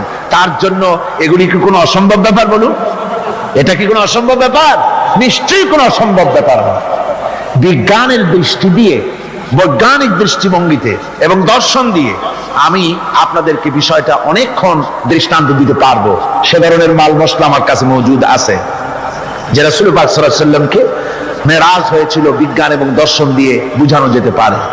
কিন্তু এই যুক্তি, এই তত্ত্ব, এই তথ্যের কোন যুক্তি নাই, যেহেতু আল্লাহ নিজে বলেছেন সুবহানাল্লাযী আসরা বিআবদিহি লাইলাম মিনাল মাসজিদিল হারাম। এই ঘটনা ঘটাইছেন তিনি, যার ক্ষমতার ভিতরে কোনো দুর্বলতা নাই, যার ক্ষমতা মুহাইয়া করতে পারে এমন ক্ষমতা কারো নাই, যিনি প্রচন্ড ক্ষমতার মালিক, অক্ষমতা তাকে স্পর্শ করে না, সেই মহান আল্লাহ এটা ঘটাইছেন। সুতরাং যুক্তি প্রমাণের কোনো প্রয়োজন নাই, আল্লাহ নিজে বলছেন ঘটনাটা আমি ঘটাইছি। সুবহানাল্লাহ। তারপরে বলা হচ্ছে যে তিনি ফিরে এলেন, ওই যে বোরাক, হাদিস শরীফে এসেছে বোরাকে করে তাকে নেওয়া হয়েছে। তো বোরাকে করে নেওয়া হয়েছে, বোরাকটা কেমন? সেই বোরাক আমরা আবার বানাইছি, আমাদের তো বুদ্ধি কম না, আমাদের দেশের লোকের আবার বোরাক বানায় ছাড়ছে। ঘোড়ার মতো বডি, মানুষ মেয়ে লোকের মতো একটা মাথা, খুব সুন্দর চুপ, তারপরে চুল টুল ঝুলানো, এরকমের দুইটা ডানা আছে ঘোড়ার পিঠের উপরে, নিচে লেখা আছে হাদা বুরাকুন নবী সাল্লাল্লাহু আলাইহি ওয়াসাল্লাম। আর এইটাকে বরকতের জন্য মুসলমানেরা ঘরের মধ্যে টানায় রাখে। দেখছেন আপনারা এরকম? এরপরে আবার আরো একটা জিনিস বরকতের জন্য ইদানিং বেরিয়েছে, 15 টাকা 20 টাকা বিক্রি হয়, সুন্দর সুন্দর অফসেট পেপারে হুজুর সাল্লাল্লাহু আলাইহি ওয়াসাল্লামের পাগড়ি, হুজুর সাল্লাল্লাহু আলাইহি ওয়াসাল্লামের পায়ের জুতা, তারপরে হুজুর সাল্লাল্লাহু আলাইহি ওয়াসাল্লামের হাতে লেখা চিঠি, কই কই থেকে এগুলি সংগ্রহ করে এগুলি বিক্রি করার ব্যবস্থা করছে লোকেরা, বরকতের জন্য এগুলি রাখতেছে। হুজুর সাল্লাল্লাহু আলাইহি ওয়াসাল্লামের পাগড়ির কোন ছবি পৃথিবীর কোন মানুষের কাছে থাকার কোনো প্রমাণ নাই। সুতরাং এগুলি বাজে, এগুলি কিনে রেখে বরকতের জন্য এগুলি রাসূলকে তাওহীন করা হয়, এর দ্বারা ইজ্জত করা হয় না। রাসূলের পাগড়ি 20 টাকা দিয়ে কিনবেন আপনি? আজীব তামাশা। বোরাক বানানো হয়েছে। বোরাক হচ্ছে কি? বোরাক হচ্ছে, অর্থাৎ যে জানে করে তাকে নেওয়া হয়েছিল সেটা ছিল বোরাক বারকুন থেকে, বৈদ্যুতিক শক্তি সম্পন্ন, এমন বৈদ্যুতিক শক্তি। বিদ্যুৎ তো আলো, বিদ্যুৎ কি? তা আলো। আর আলোর শক্তি কত? আলোর গতি হচ্ছে প্রতি সেকেন্ডে 1,86,000 মাইল। এটা হলো আলোর গতি। আল্লাহ পাক রাসূলকে যে জানে করে নিয়েছিলেন সেটা ছিল এই ধরনের একটি গতি, প্রচন্ড গতি সম্পন্ন একটি যান। এই জানে করে আল্লাহ তাকে নিয়ে গেলেন, তারপরে তাকে ফেরত দিলেন। এসে তিনি দেখলেন যে উযু করে গেছিলেন, সেই উযুর পানি তখনও গড়াচ্ছে। এটা কি করে সম্ভব? এটা সম্ভব এইভাবে সম্ভব। আমি একটা দৃষ্টান্ত শুধু দিতে বাধ্য হচ্ছি, দৃষ্টান্ত দেওয়ার কোনো প্রয়োজন পড়ে না, যেহেতু কাজটা আল্লাহ করেছেন। কাজটা কে করেছেন? বোঝার জন্য ছোট্ট একটা দৃষ্টান্ত দেই, তাহলে বুঝতে একটু সুবিধা হবে। যেমন আমাদের দেশে বিভিন্ন সময় বিভিন্ন দেশ থেকে রাষ্ট্রপ্রধানরা আসে। ওই রাষ্ট্রপ্রধানরা আসতে পরে এয়ারপোর্ট থেকে নিয়ে শুরু করে অতিথি ভবন অথবা বঙ্গভবন পর্যন্ত কয়েকটা রাস্তা গভর্নমেন্ট নিয়ন্ত্রণ করে। এই রাস্তাসমূহে ট্রাফিক চলাচল বন্ধ করে দেওয়া হয়। পত্র পত্রিকা, রেডিও, টেলিভিশন ঘোষণা করে যে রাষ্ট্রীয় অতিথি বিমানবন্দর থেকে শুরু করে তার অতিথি ভবন পর্যন্ত না যাওয়া কালীন এই রাস্তায় সাধারণ যানবাহন চলাচল করবে না, বেলা এতটা থেকে এতটা পর্যন্ত বন্ধ থাকবে। তারপরে মেহমান চলে গেল, মেহমান নামলো, গাড়িতে উঠলো, মোটর শোভাযাত্রা সহকারে তাকে অতিথি ভবন অথবা বঙ্গভবন নিয়ে যাওয়া হলো। এরপরে স্বাভাবিক প্রক্রিয়া, আবার ট্রাফিক চলাচল শুরু হয়ে গেল। এই রাস্তার সমূহে ট্রাফিক চলাচল বন্ধ করে দেওয়া হয়। পত্র পত্রিকা, রেডিও, টেলিভিশন ঘোষণা করে যে রাষ্ট্রীয় অতিথি বিমানবন্দর থেকে শুরু করে তার অতিথি ভবন পর্যন্ত না যাওয়া কালীন এই রাস্তায় সাধারণ যানবাহন চলাচল করবে না, বেলা এতটা থেকে এতটা পর্যন্ত বন্ধ থাকবে। তারপরে মেহমান চলে গেল, মেহমান নামলো, গাড়িতে উঠলো, মোটর শোভাযাত্রা সহকারে তাকে অতিথি ভবন অথবা বঙ্গভবন নিয়ে যাওয়া হলো।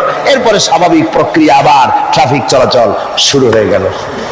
আমার ভাইরা, এইটা যদি পৃথিবীর সামান্য সলিমদ্দি কলিমদ্দির জন্য যদি এই ব্যবস্থা হয়, এই দুনিয়ার প্রেসিডেন্ট গুলা, এই পৃথিবীর নেতৃস্থানীয় ব্যক্তিবর্গ সলিমদ্দি কলিমদ্দি ছাড়া আর কিছুই না। আজ আছে কাল নাই, ঠিক কিনা গণ? আজ আছে কাল নাই, কিন্তু এদের মাথায় সেই আকল নাই, বুঝতে চেষ্টা করে না।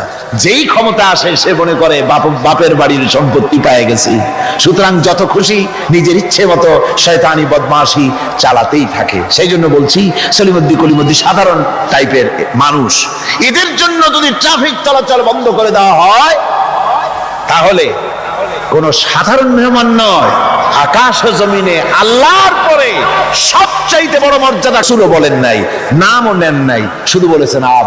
এর দ্বারাই বোঝা যায় হুজুরকে আল্লাহ পাক বলেছেন, অর্থাৎ আব্দিয়াতের চাইতে বড় ডিগ্রি আল্লাহর কাছে আর কিছুই নাই। নবী রাসূল গৌণ, মুখ্য হচ্ছে আব্দ। মুখ্য কি ধরে কন?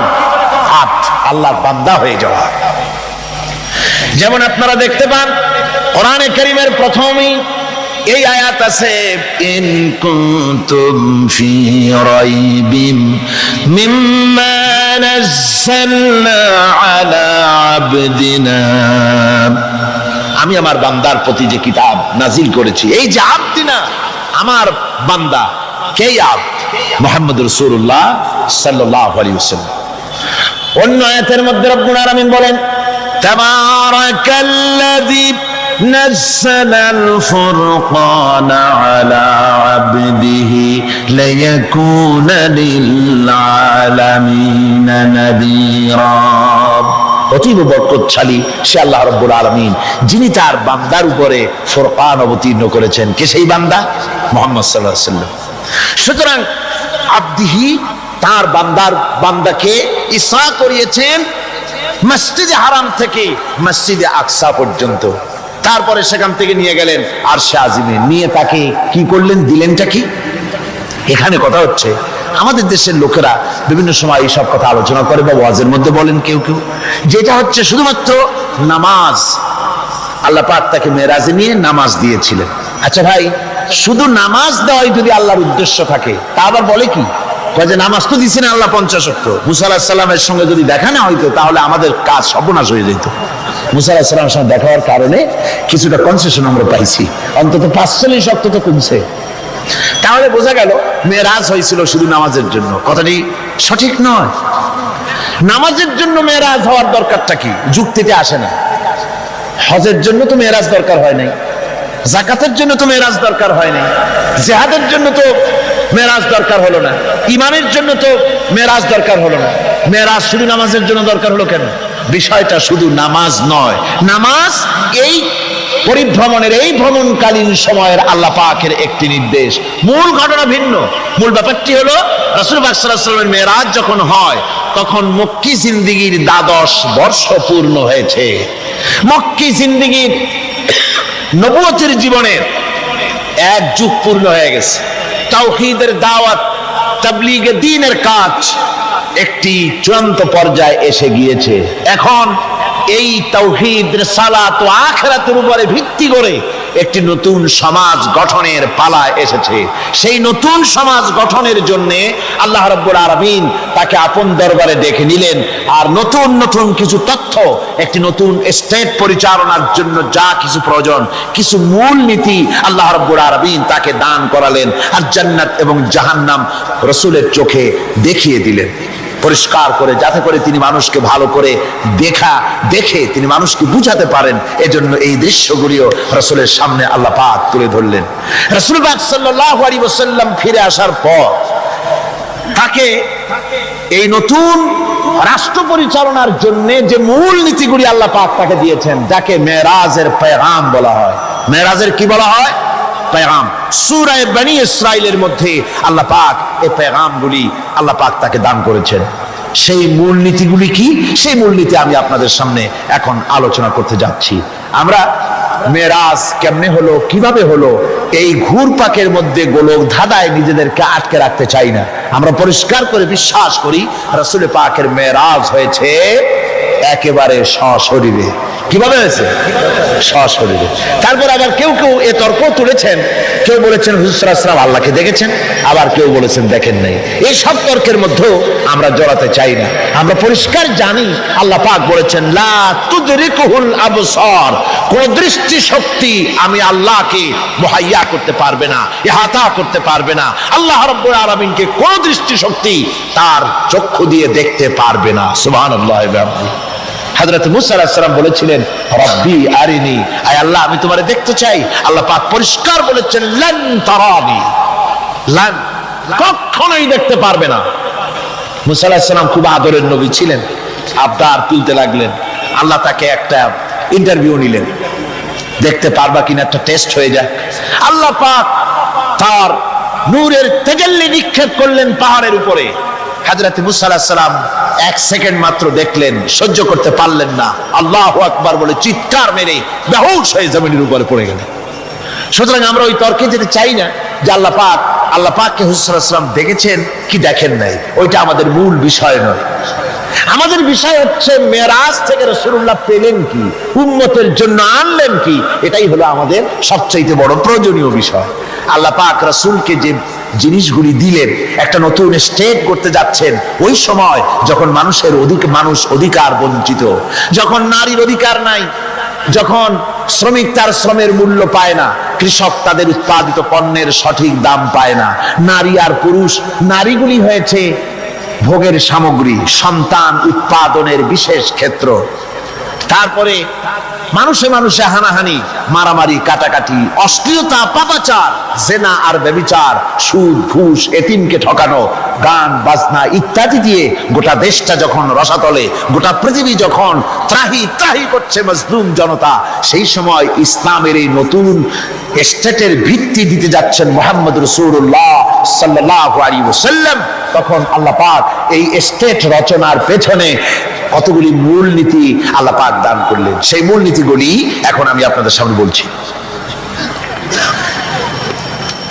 আল্লাহ রাব্বুল আলামিন বলেন وَقَضَى رَبُّكَ أَلَّا تَعْبُدُوا إِلَّا إِيَّاهُ وَبِالْوَالِدَيْنِ إِحْسَانًا।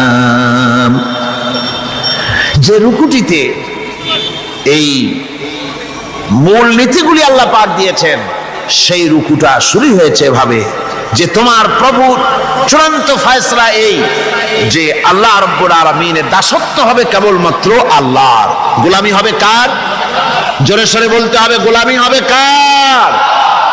আল্লাহ ছাড়া আর কারো গোলামি করা যাবে না। নতুন স্টেট তৈরি করতে যাচ্ছ, প্রথম নীতি হবে, প্রথম মূল নীতি হবে স্টেটে প্রথম থেকে নিয়ে শেষ পর্যন্ত, রাষ্ট্রপ্রধান থেকে নিয়ে প্রজা পর্যন্ত, জীবনের সকল ক্ষেত্রে সমস্ত মানুষের জন্য এটাই হলো মূল নীতি যে আল্লাহ ছাড়া কাউকে প্রভু বলে মানা যাবে না, আল্লাহ ছাড়া কারো গোলামি করা যাবে না।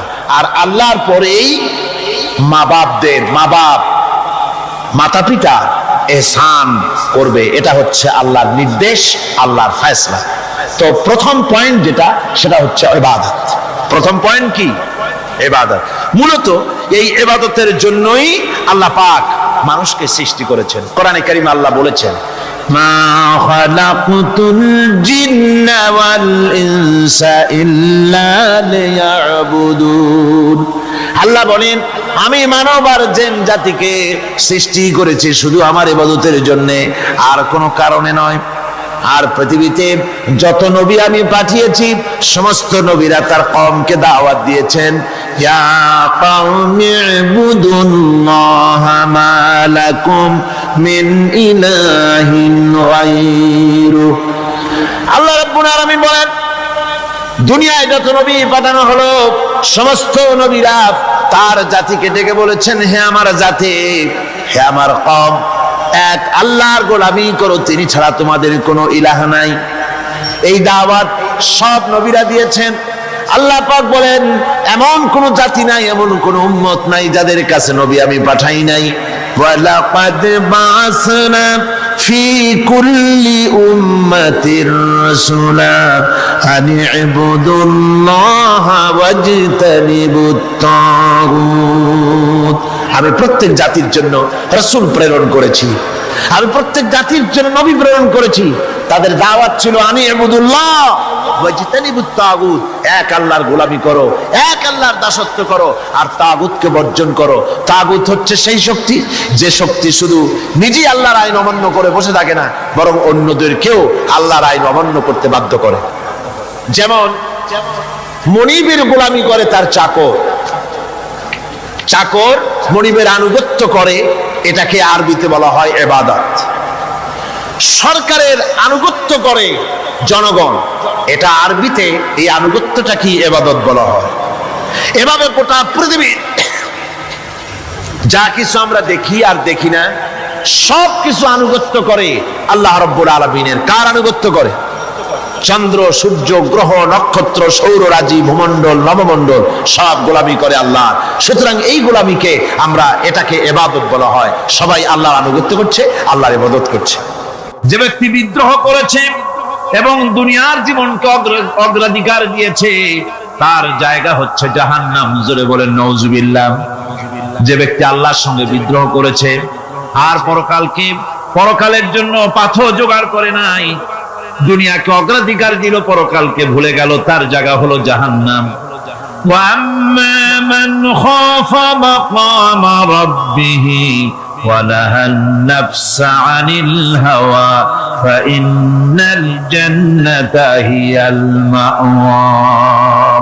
আর যে ব্যক্তি আপন প্রভুর সামনে উপস্থিত হওয়াকে ভয় করেছে এবং আপন প্রবৃত্তিকে লালসা মুক্ত করেছে, লালসার হাত থেকে রক্ষা করেছে, আল্লাহ রাব্বুল আলামিন কিয়ামতের দিন তার জন্য রেখে দিয়েছেন জান্নাত। তার জন্য কোন জায়গা? জান্নাত। আমাদেরকে পরকাল ভিত্তিক জীবন যাপন যদি করি, তাহলে কবরের জবাবগুলি খুব আসান হবে। আর যদি পরকাল ভিত্তিক জীবন যাপন না হয়, কবরটা মুসিবত হয়ে যাবে। হযরত ওসমান রাদিয়াল্লাহু তাআলা আনহু কবরের কাছে গিয়ে খুব কাঁদতেন। সাহাবায়ে কেরাম প্রশ্ন করেছেন, হুজুর, রাসূল করিম সাল্লাল্লাহু আলাইহি ওয়াসাল্লাম যখন জান্নাত ও জাহান্নামের ওয়াজ করেন, কখনো তো এত বেশি আপনি কাঁদেন না, যত বেশি কাঁদেন কবরের কাছে এসে, কারণ কি? হযরত ওসমান রাদিয়াল্লাহু তাআলা আনহু বলতেন, আমার সাথীরা, আমি আমার হাবিবের কাছে, আল্লাহ রাব্বুল আলামিনের রাসূলের কাছে আমি শুনেছি, এই কবরটাই হলো প্রথম স্টেশন, এই কবরটাই হলো প্রথম ইমিগ্রেশন কাউন্টার। এই জায়গায় কেউ যদি ধরা পড়ে যায়, কারো যদি চার্জশিট হয়ে যায়, সব জায়গায় ধরা পড়ে যাবে। হাসরে, মিজানে, সিরাতে কোনো জায়গায় নাজাত পাবে না। আর এই কবরটা যদি কেউ মুক্তি পেয়ে যায়, মিজান, সিরাত, হাসর সব জায়গা থেকে আল্লাহ তারে ভালোভাবে পার করে দিবেন। এটা হলো আসল জায়গা, মারাত্মক জায়গা, খুব মারাত্মক জায়গা। আমি এটাকে ইমিগ্রেশন কাউন্টার বলেছি আমার ভাষা।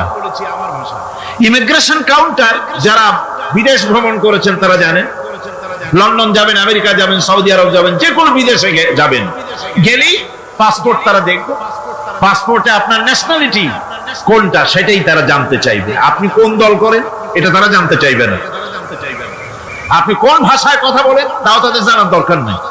প্রথমেই তারা আপনার ন্যাশনালিটি দেখবে, আপনার আইডেন্টিটি। কম করে বলি, ওই বদরের মাঠে তুমি যদি আবু বকরের চোখের সামনে একবারও পড়ে যেতে, আবু বকরের তরবারি তোমাকে ক্ষমা করে দিত না।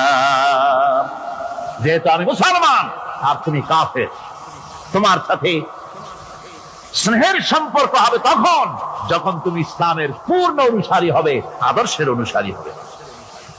আমার ভাইরা, এই জন্য সূরা তাওবার ভিতরে আল্লাহ রাব্বুল আলামিন বলেছেন, ইয়া আইয়ুহাল্লাযীনা আমানু লা তাত্তাখিযু আবাআকুম ওয়া ইখওয়ানাকুম আউলিয়া ইন ইসতাহাব্বুল কুফরা আলাল ঈমান।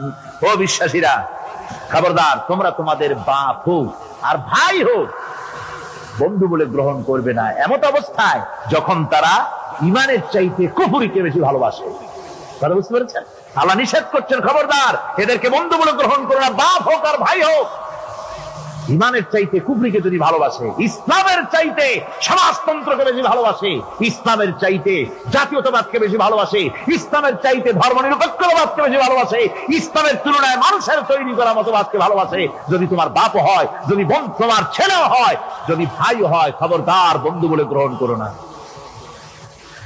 যদি তা করো, ওয়ামান ইয়াতাওয়াল্লাহুম মিনকুম ফাউলাইকা হুমুজ জালিমুন, যদি তা করো তাহলে তোমরা এভাবে এদেরকে যদি বন্ধু বলে গ্রহণ করো তাহলে তোমরা জালিম হবে, জালিমের অন্তর্ভুক্ত হয়ে যাবে।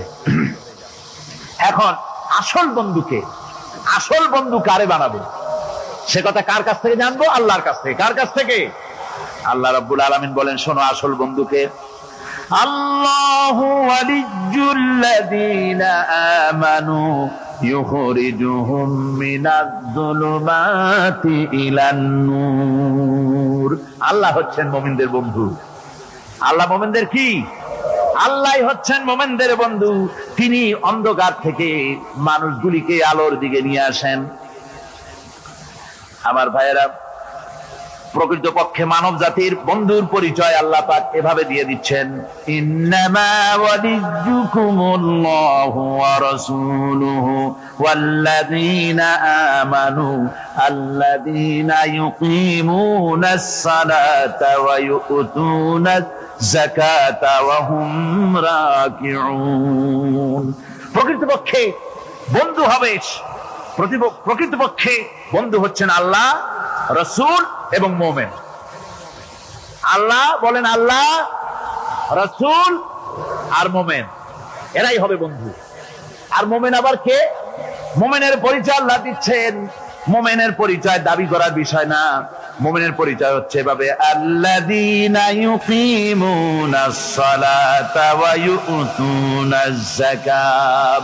মুমিন হচ্ছে সেই যে নামাজকে প্রতিষ্ঠা করে আর যাকাতকে আদায় করে, আর তারা রুকুকারীও, এরাই হচ্ছে মুমিন। সুতরাং এই মুমিনদের সঙ্গে বন্ধুত্ব স্থাপন করো, মুমিন ছাড়া আর কারোর সাথে বন্ধুত্ব স্থাপন করো না।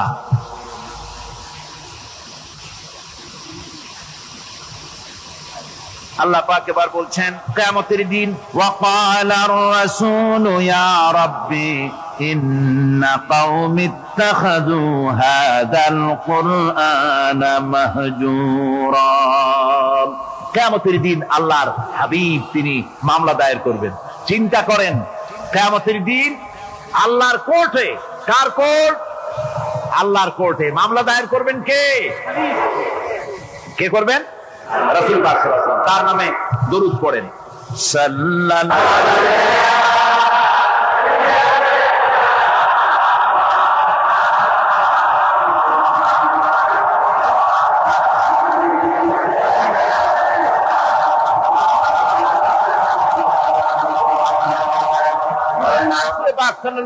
আল্লাহর দরবারে নালিশ পেশ করবেন। আমি তাড়াতাড়ি করে শেষ করছি, দাঁড়াবেন না, বন্ধ করে দেব। দাঁড়ালে কিন্তু আমার মুড অফ হয়ে যায়, আপনারা জানেন। আপনারা মেহেরবানি করে, আমি রাত অনেক হয়েছে বুঝতে পারছি, খুব তাড়াতাড়ি করে শেষ করে দিচ্ছি। রুকুটা শেষ হতে বোধহয় আর 2-3টা কি 4টা আয়াত বাকি আছে মাত্র। ধৈর্য ধরতে পারবেন না? আল্লাহ পাক বলেন কিয়ামতের দিন রাসূল নালিশ দায়ের করবেন, মামলা দায়ের করবেন আল্লাহর দরবারে। বলবেন, আয় আল্লাহ, আমার জাতি, আমার কওম এই কোরআনকে উপহাসের বস্তু বানায় নিয়েছিল। وَكَذَلِكَ جَعَلْنَا لِكُلِّ نَبِيٍّ عَدُوًّا مِنَ الْمُجْرِمِينَ وَكَفَى بِرَبِّكَ هَادِيًا وَنَصِيرًا। আর এইভাবে করে আমি প্রত্যেক নবীদের জন্য দুষ্কৃতকারীদেরকে দুশমন বানিয়ে দিয়েছি। ওয়াকাফা বিরাব্বিকা হাদিয়া ওয়া নাসীরা। আর সত্য পথ প্রদর্শনের জন্য আর সাহায্য করার জন্য আমি আল্লাহ আপনার জন্য যথেষ্ট। কোরআন, এই জাতি কোরআনকে উপহাসের বস্তু বানিয়েছে। তার মানে কি? তার মানে হচ্ছে কোরআনের তেলাওয়াতকে তারা বন্ধ করেছে। কোরআনের প্রতি, কোরআন থেকে তারা দূরে সরে গিয়েছে। তারা কোরআনে কারীমকে কোরআনের পরিবর্তে তাদের গানের আসর তাদের কাছে মজা লাগে। কবিতা পাঠের আসর, গানের আসর, পুঁথি পাঠের আসর, নাচ, নাটক, গল্প ইত্যাদি তাদের কাছে মজা লেগেছে। আমার কোরআনকে তারা আপনার কোরআনকে তারা উপহাস করেছে। এই উপহাস করার কারণেই মুসলমানদের এই চরম অবনতি। আল্লামা ইকবাল বলেছেন, वो जमाना में मुअज्जद थे मुसलमान होकर और तुम मुखार बने हो तारिके कुरआन होकर। সে যুগের মানুষেরা কোরআনকে সম্মান করে দুনিয়ার বুকে মর্যাদা তারা পেয়েছিলেন, আর আজকে কোরআনকে কোরআনকে না মেনে কোরআন থেকে দূরে সরে গিয়ে মানুষেরা আজ চরম ভাবে জিল্লতির মধ্যে পড়ে গিয়েছে। কাজী আল্লাহ রাব্বুল আলামিনের নবী কিয়ামতের দিন মামলা দায়ের করবেন, বড় মুশকিল হয়ে যাবে মুসলমানদের জন্য, বিপদে পড়ে যেতে হবে। সেজন্য রসুল যে মামলা দায়ের করবেন ওই মামলায় যেন আমরা আসামি না হয়ে যাই, তার জন্য আমাদের দায়িত্ব হলো কোরআন পড়তে হবে, কোরআন বুঝতে হবে, আর কোরআন অনুযায়ী নিজেদের জীবনকে পরিচালিত করতে হবে। যারা এই কোরআনকে মানবে না, কোরআনের ফয়সালা অনুযায়ী জীবনের ফয়সালা করবে না, তাদের সম্পর্কে আল্লাহ পাক বলেছেন, ওয়ামান লাম ইয়াহকুম বিমা আনজালাল্লাহু ফাউলাইকা হুমুল যালিমুন। যারা এই কোরআন দিয়ে এই বিধান দিয়ে বিচার ফয়সালা করে না তারা জালিম, তারা কাফের, তারা ফাসিক, যারা নাকি কোরআন দিয়ে বিচার ফয়সালা করে না। সুতরাং কোরআনের একটি রাজ কায়েম করার জন্য চেষ্টা করতে হবে, সম্মিলিতভাবে চেষ্টা করতে হবে, যাতে করে সমাজে কোরআনের রাজ কায়েম হয়ে যায়। শুধু তেলাওয়াতের মাধ্যমে নয়, বরং বাস্তবে কোরআনকে জমিনে প্রতিষ্ঠার জন্য সর্বাত্মক প্রচেষ্টা চালাতে হবে মুসলমানদেরকে। আমরা কি সেই প্রচেষ্টা চালাতে রাজি আছি? জোরে বলেন, রাজি আছি? আল্লাহ রাব্বুল আলামিন বলেন, আমি প্রত্যেক নবীর জন্য দুষ্কৃতকারীদেরকে দুশমন বানায় দিয়েছি, অর্থাৎ এই দুশমনী চলতে থাকবে। হঠাৎ করে ফেরেশতারা এসে জমিনে দিন কায়েম করে দিয়ে যাবেন, এজন্য সংগ্রাম করতে হবে, এজন্য কষ্ট করতে হবে। আর আল্লাহ পাক বলেন, নবীকে বলছেন, আপনাকে সাহায্য করার জন্য, সত্য পথ দেখাবার জন্য আর সাহায্য করার জন্য আমি আল্লাহ আপনার জন্য যথেষ্ট। যখন দিন কায়েমের জন্য সংগ্রামে মানুষ লিপ্ত হয়ে যাবে, আল্লাহ পাক বলেন, শত্রুদের হাতে অসহায় করে আমি তোমাদের ছেড়ে দেব না। ওয়া কানা হাক্কান আলাইনা নাসরুল মুমিনিন। মুমিনদের সাহায্য করা আমি আল্লাহর জন্য ওয়াজিব। মুমিনদের জন্য সাহায্য করা আল্লাহর কি হক। আল্লাহ বলেন, আমি মুমিনদেরকে সাহায্য করব, ভয় পাইও না। ওয়ালা তাহিনু ওয়ালা তাহজানু ওয়া আনতুমুল আলাউনা ইন কুনতুম মুমিনিন। কোনো ভয় নাই, কোনো চিন্তা নাই, যদি মুমিন হও আমি আল্লাহ তোমাদেরকে বিজয়ী করব। মুমিন হওয়া লাগবে, আর যদি মুমিন না হও তাহলে বারবার মতো কাফেরের দেশ ভয় দেখাবে, ভয়ের সাথে চিত হয়ে পড়বা। বুঝলেন? ঈমান যদি থাকে, ঈমানের মজবুতি যদি থাকে, তাহলে মুসলমান লড়াই করে এসেছে, ইতিহাস দেখিয়ে এসেছে। সামান্য কয়েকজন মুসলমান, আল্লাহ বলেছেন 10 জন যদি হও 100-র উপরে আমি তোমাদেরকে জয়যুক্ত করব। সুবহানাল্লাহ। মুত্তাকি হতে হবে, সাবের হতে হবে। মুসলমান হলে তার তো ভয়ের কিছু নাই, সে লড়াই করে অস্ত্রের জোরে নয়, জনবলে সৈন্যদের শক্তির জোরে নয়, সে লড়াই করে আল্লাহর রহমতের উপরে ভরসা করে, ইমানের জোরে। কিসের জোরে? ইমানের জোরে। এই জন্য মুসলমানদের সাথে যারাই লড়াই করতে এসছে, মার খাইয়া পলাইয়া কুল পায় নাই, মহাবীর দুর্বল সিংহের মতো পলাইছে। তার কারণ কি? যে ওদের চিন্তা হলো যে যদি মরি তো জাহান্নাম ছাড়া পথ নাই।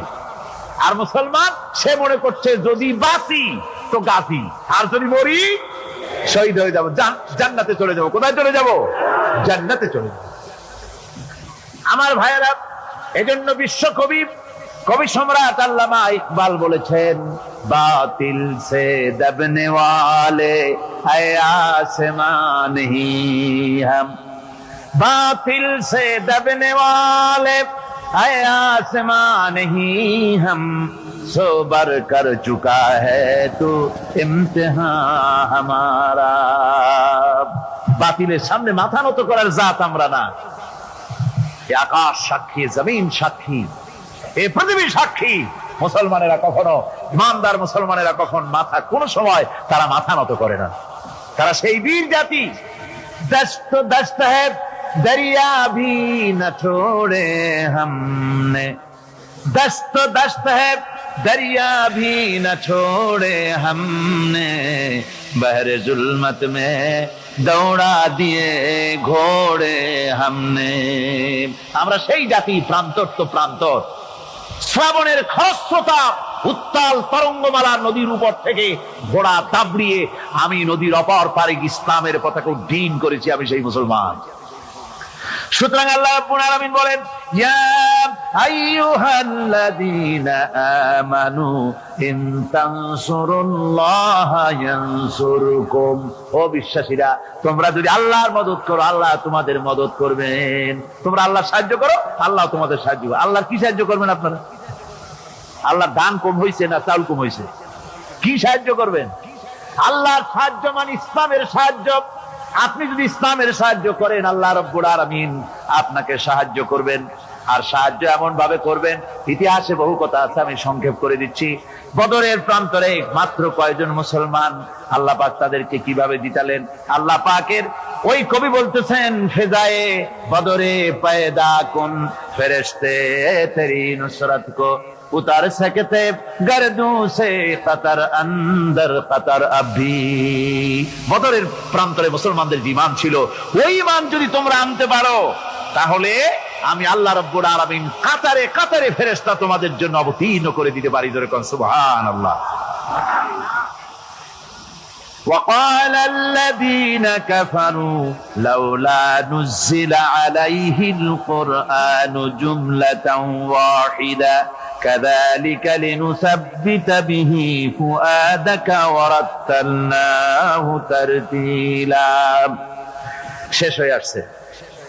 আল্লাহ পাক বলছেন যে কাফেরেরা তারা বলে যে এই ব্যক্তির উপরে কোরআন 100টা সবটা নাযিল হইল না কেন?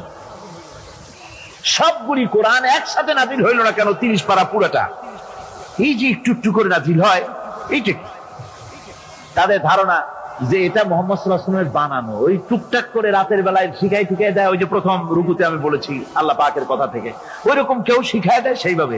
আর আল্লাহর জ্ঞানে যদি আল্লাহরই হবে, তাহলে তিনি তো সবটাই দিতে পারতেন, একটু একটু করে দিচ্ছেন কেন? আল্লাহ পাক জবাবে বলেন, কাযালিক, এরূপ ভাবে এরকম করা হচ্ছে এই জন্যে, লিনুসাব্বিতা বিহি ফুআদাকা, যাতে করে আমি আপনার মন মগজের ভিতরে এটাকে ধীরে ধীরে ভালোভাবে হৃদয়ঙ্গম করায় দিতে পারি। ওয়ারাত্তালনাহু তারতিলা, আর এইভাবে আলাদা আলাদা করে সুন্দর করে বিভিন্ন অংশে এটাকে আমি সজ্জিত করে দিয়েছি। অর্থাৎ সমস্ত শরীয়তটা, কোরআনটা একসাথে যদি নাযিল হয়ে যেত, সমস্ত হুকুম আহকামগুলি দিশাহারা হয়ে যেত, মানুষ এটা পালন করা সম্ভব করছিল না। এর ব্যাখ্যা আছে, সে ব্যাখ্যা আমি দিতে পারলাম না সময়ের অভাবে। ওয়ালা ইয়াতুনাকা বিমাসালিন ইল্লা জিনাকা বিল হক ওয়া আহসানা তাফসীরা। আর এর ভিতরে একটা কল্যাণময়তাও আছে। তাহলে এই যেই লোকগুলি আপনার কাছে আসে আর নানান কথাবার্তা বলে, নতুন নতুন কথা বলে, আশ্চর্যজনক প্রশ্ন তোলে, সুতরাং একসাথে নাযিল করে দিলি তা কি করে হতো? ওরা যখন প্রশ্ন তোলে আর বিভিন্ন কথা নিয়ে আসে, আমি সঙ্গে সঙ্গে তার জবাব দেই এবং সঠিকভাবে আমি আপনার সামনে সেই কথাগুলি, বক্তব্যকে স্পষ্ট করে তাদের সামনে আমি তুলে ধরি। الذين يحشرون على وجوههم إلى جهنم أولئك شر مكانا وأضل سبيلا। আর কিয়ামতের দিন যাদেরকে উল্টো করে জাহান্নামে ফেলানো হবে, ঠ্যাং উপরের দিকে দিয়া আর মাথা নিচের দিকে দিয়া উল্টো করিয়া জাহান্নামে ফেলানো হবে। আর এটা হবে তাদের জন্য অত্যন্ত নিকৃষ্ট জায়গা। ওয়াদাল্লু সাবিলা, তাদের পথ ছিল চূড়ান্ত ভাবে ভ্রান্ত। এই উল্টা করে ভালাবে কাদেরকে? যারা নাকি কোরআনের আয়াতগুলিকে উল্টা উল্টা অর্থ করেছে। কথা বুঝতে পেরেছে? কোরআন শরীফকে বিকৃত করেছে, মানুষকে বিভ্রান্ত করেছে, কোরআনের আয়াতগুলি নিয়ে উল্টা উল্টা অর্থ করেছে। কিয়ামতের দিন এদেরকে উল্টা করিয়া জাহান্নামের মধ্যে নিক্ষেপ করা হবে। দেখেন না, আজকে উল্টা অর্থ করা হচ্ছে ধর্ম নিরপেক্ষতার সপক্ষে। কয়েকটি কোরআন শরীফে আছে ধর্ম নিরপেক্ষতা করতে হবে বলে, কোথায় আছে? কয় লাকুম দীনুকুম ওয়ালিয়া দীন। আল্লাহু এখন স্লোগান দেওয়ার সময় নাই তো। এখন বিষয়টা হচ্ছে এই উল্টা কথা তারা বলতো বলতো যে লাকুম দীনুকুম ওয়ালিয়া দিন। এখন আপনারা বলেন লাকুম দীনুকুম ওয়ালিয়া দিন, এটা কোন সূরা? সূরায়ে কাফিরুন। এখানে কি? এখানে বিষয়টা হচ্ছে কাফেরেরা বলছিল যে হে মুহাম্মদ সাল্লাল্লাহু আলাইহি সাল্লাম, আসো ধর্মের ব্যাপারে আমরা কিছুদিন তুমি আমাদের এই মূর্তিগুলো পূজা করো, আর আমরা কিছুদিন তোমার হারাম শরীফের মধ্যে যাইয়া মসজিদে হারামে গিয়ে কিছু সময় তোমাদের নামাজ পড়ে দিয়ে আসবো। অর্থাৎ ধর্মটা আমরা 50-50 ভাগাভাগি করে নেই। আল্লাহ রাব্বুল আলামিন তার জবাবে বললেন, নবী ওদের শোনায় দেন, লাকুম দীনুকুম ওয়ালিয়া দিন। পড়েন সবাই, লাকুম দীনুকুম ওয়ালিয়া দিন। তোমাদের ধর্ম তোমাদের জন্য, আমাদের ধর্ম আমাদের জন্য। এটা তো পক্ষের কথা। এখানে নিরপেক্ষ আছে নাকি কোথাও? নিরপেক্ষ আছে?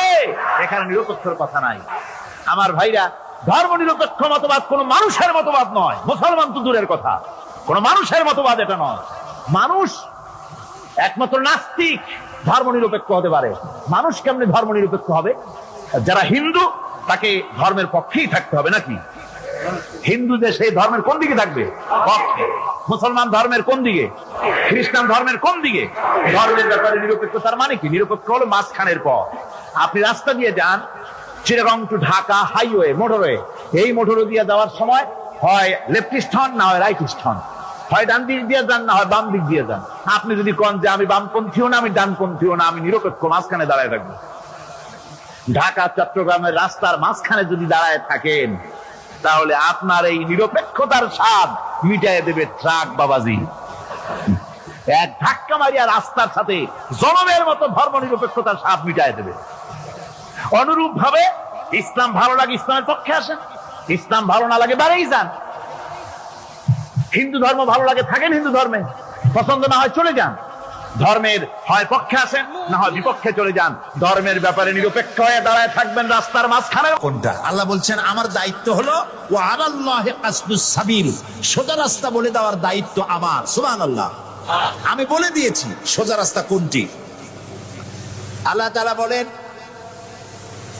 সূরা ইব্রাহিমের মধ্যে, আলিফ লাম রা কিতাবুন আনজালনাহু ইলাইকা লিতুখরিজান নাসা মিনাজ-জুলুমাতি ইলান নূর। আল্লাহ তাআলা বলেন, হে নবী, আমি আপনার উপর একখানা কিতাব অবতীর্ণ করলাম। এটা একটি কিতাব নাজিল করলাম এই জন্য, লিতুখরিজান নাসা মিনাজ-জুলুমাতি ইলান নূর, যাতে করে আপনি মানব মণ্ডলীকে অন্ধকার সমূহ থেকে আলোর দিকে নিয়ে আসতে পারেন। লক্ষ্য করুন কথা আল্লাহ, আমি কার কথা শোনাচ্ছি?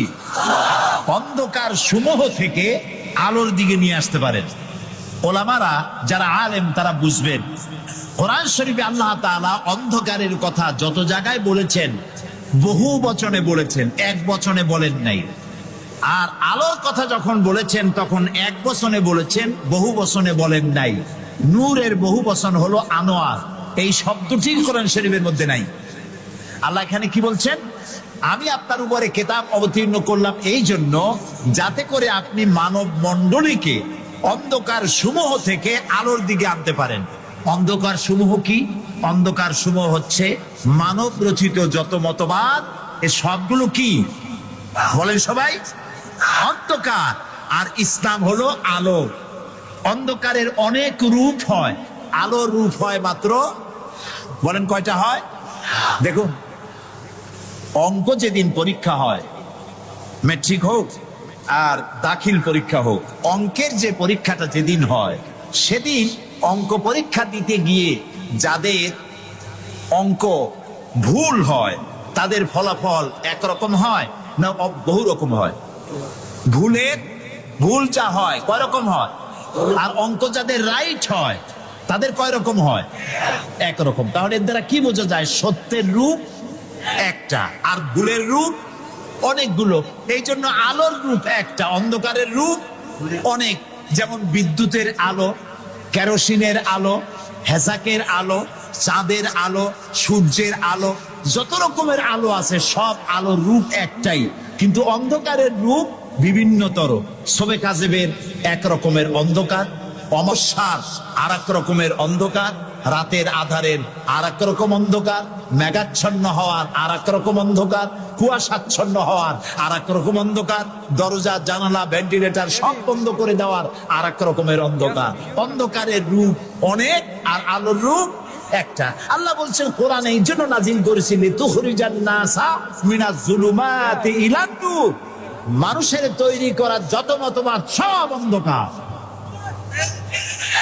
আর ইসলাম হচ্ছে আলো। আল ইসলাম নূর, ইসলাম হচ্ছে আলো। আলোর রূপ একটা। আলোর রূপ কয়টা? আল্লাহ তাআলা বলছেন ওয়া আলাল্লাহি কাসদুস সাবিল, আমি সোজা রাস্তা বলে দেব, যেখানে আছে অসংখ্য বাঁকা পথ, সেই সোজা রাস্তার নাম কি বলতে পারবেন? মাশাআল্লাহ, আপনারা সবাই বলতে পেরেছেন। সেই ইসলাম, সেই পথের নাম ইসলাম। এই ইসলামের পথ প্রদর্শক ছিলেন আল্লাহর নবীরা। দুনিয়ায় যত নবী আল্লাহ পাঠিয়েছেন সমস্ত নবীরা হচ্ছেন ইসলামের পথ প্রদর্শক। কিন্তু বইপত্রে অনেক সময় একটা কথা ভুল লেখে। তারা লেখে মুহাম্মদ সাল্লাল্লাহু আলাইহি ওয়াসাল্লাম ইসলাম ধর্মের প্রবর্তক। এটি একটি ভুল কথা।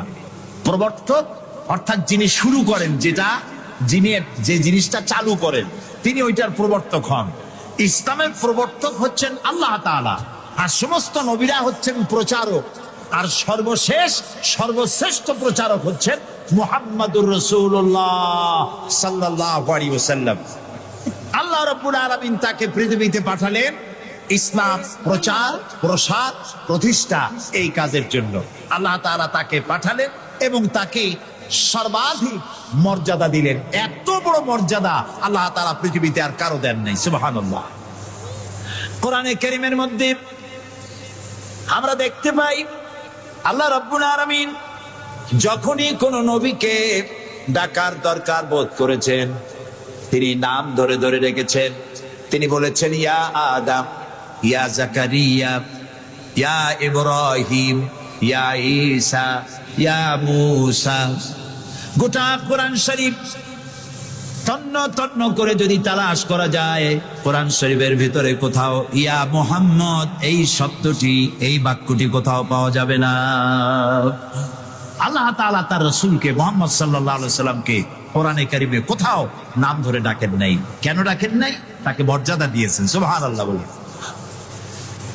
আল্লাহ রাব্বুল আলামিন নিজে তো নাম ধরে ডাকেনি নাই, বরং কোরআনে কারীমে আল্লাহ রাব্বুল আলামিন বলেছেন ও পৃথিবীর মানুষেরা, আমার নবীকে তোমরাও যেন পরস্পরকে যেভাবে নাম ধরে ডাকাডাকি করো, আমার নবীকে তোমরা সেভাবে নাম ধরে ডাকবে না। আল্লাহ নিষেধ করে দিয়েছেন।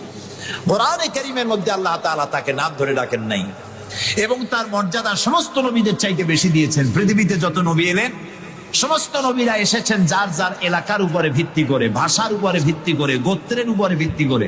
মুহাম্মদ সাল্লাল্লাহু আলাইহি সাল্লাম শুধু আরবি ভাষাভাষীদের নবী ছিলেন না, শুধুমাত্র মক্কার এবং মদিনার নবী ছিলেন না, তিনি বিশ্ব নবী। বলুন তো কি নবী?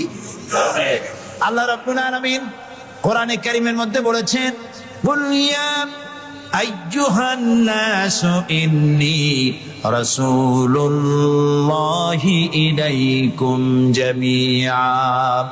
আল্লাহ তাআলা বলেন, হে নবী আপনি বলুন, ও পৃথিবীর মানব মণ্ডলী, আমি আল্লাহর পক্ষ থেকে তোমাদের সকলের জন্য আমি রাসূল হয়ে এসেছি। কিয়ামত পর্যন্ত এই পৃথিবীতে যত মানুষ আসবে সমস্ত মানুষের জন্য। রাসূল বলেছেন শুধু মানুষের জেদ নয়, আল্লাহর সমস্ত সৃষ্টি জগতের জন্য আল্লাহ তাআলা আমাকে রাসূল করে পাঠিয়েছেন। সুবহানাল্লাহ। নবী করিম সাল্লাল্লাহু আলাইহি সাল্লাম পৃথিবীতে এলেন এবং আল্লাহ তাআলা তাকে এই সম্মান দিয়ে, মর্যাদা দিয়ে পৃথিবীতে কেন পাঠালেন? সূরা ফাতহার মধ্যে আল্লাহ তাআলা বলছেন هو الذي أرسل رسوله بالهدى ودين الحق ليظهره على الدين كله وكفى بالله شهيدا। আল্লাহ তাআলা বলেন যে তিনি আল্লাহ, যিনি তার রাসূলকে দ্বীনে হক আর সত্যের বিধান সহকারে পৃথিবীতে পাঠিয়েছেন। কেন? লিইউযহিরাহু আলা দ্বীনি কুল্লিহি, যাতে করে তিনি মানুষের তৈরি করা সকল মতবাদের উপরে ইসলামকে বিজয়ী করে দিতে পারেন। এই জন্য আল্লাহ তাআলা রাসূলকে এই পৃথিবীতে পাঠিয়েছেন। সুবহানাল্লাহ। রাসূলুল্লাহ পৃথিবীতে আসলেন এবং তিনি চরিত্র দিয়ে, যুদ্ধ করে নয়, ইসলাম প্রচার করেছেন কি দিয়ে বলেন? তরবারি দিয়ে নয়। ইসলাম, ইসলাম মানে শান্তি, শান্তির ধর্ম। ইসলাম কিসের ধর্ম? শান্তির ধর্ম। মুসলমান কারা? যারা শান্তি প্রতিষ্ঠা করে তারাই। আর আল্লাহর এক নাম হচ্ছে সালাম। আল্লাহর এক নাম কি বলেন সবাই? সালাম। আল্লাহর নাম শান্তি, ইসলাম শান্তি, মুসলমানেরা চায় শান্তি।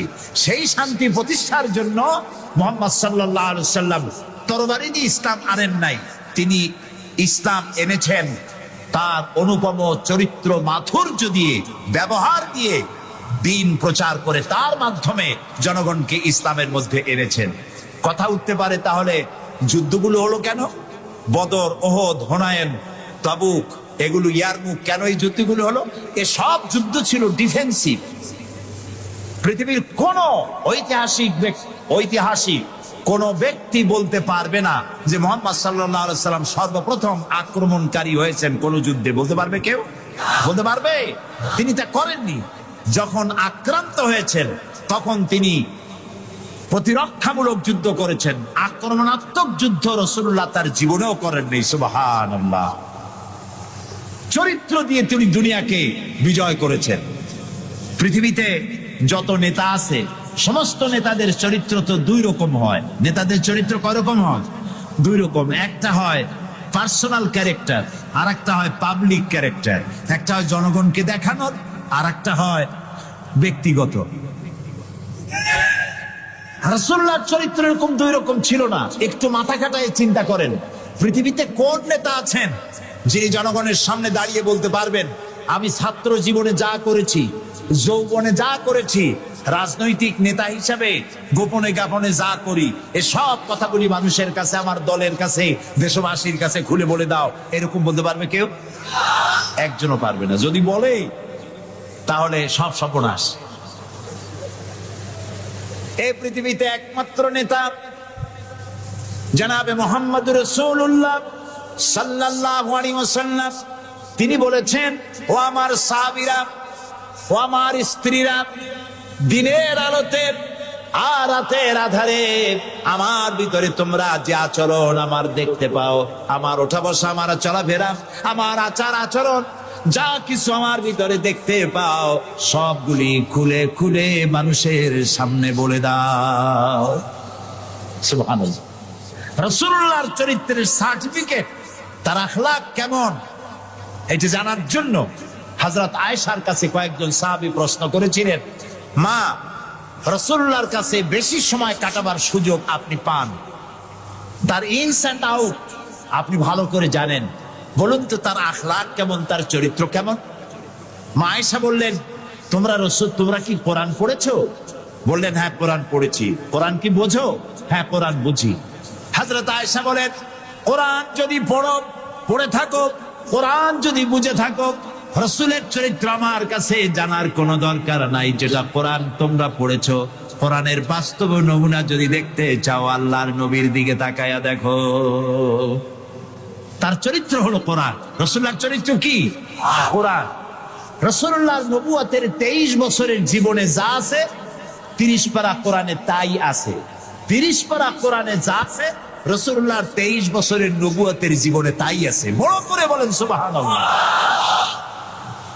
এই ছিল রাসূলের জীবন।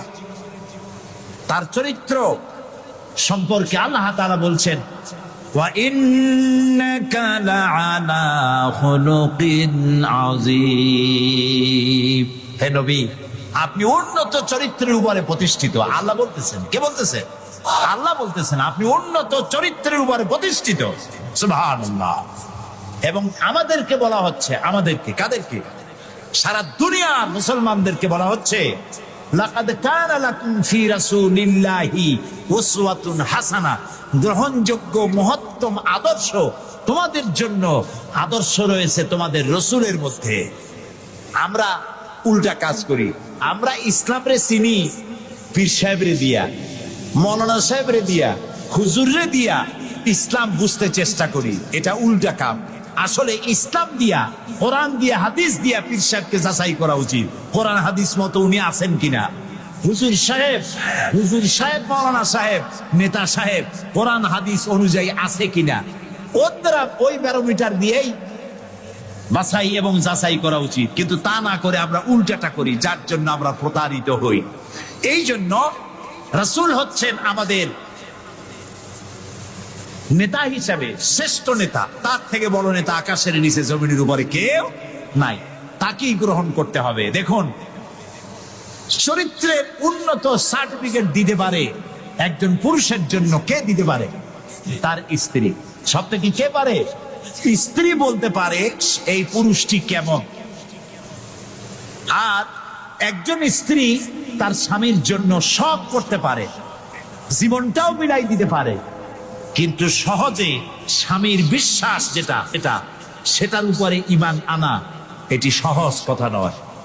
যত পীর সাহেবরা আছেন বাইরে মুরিদ বানাতে আসেন, জিজ্ঞেস করা উচিত হুজুর আপনার বউ আপনার কাছে মুরিদ হয়েছে কিনা।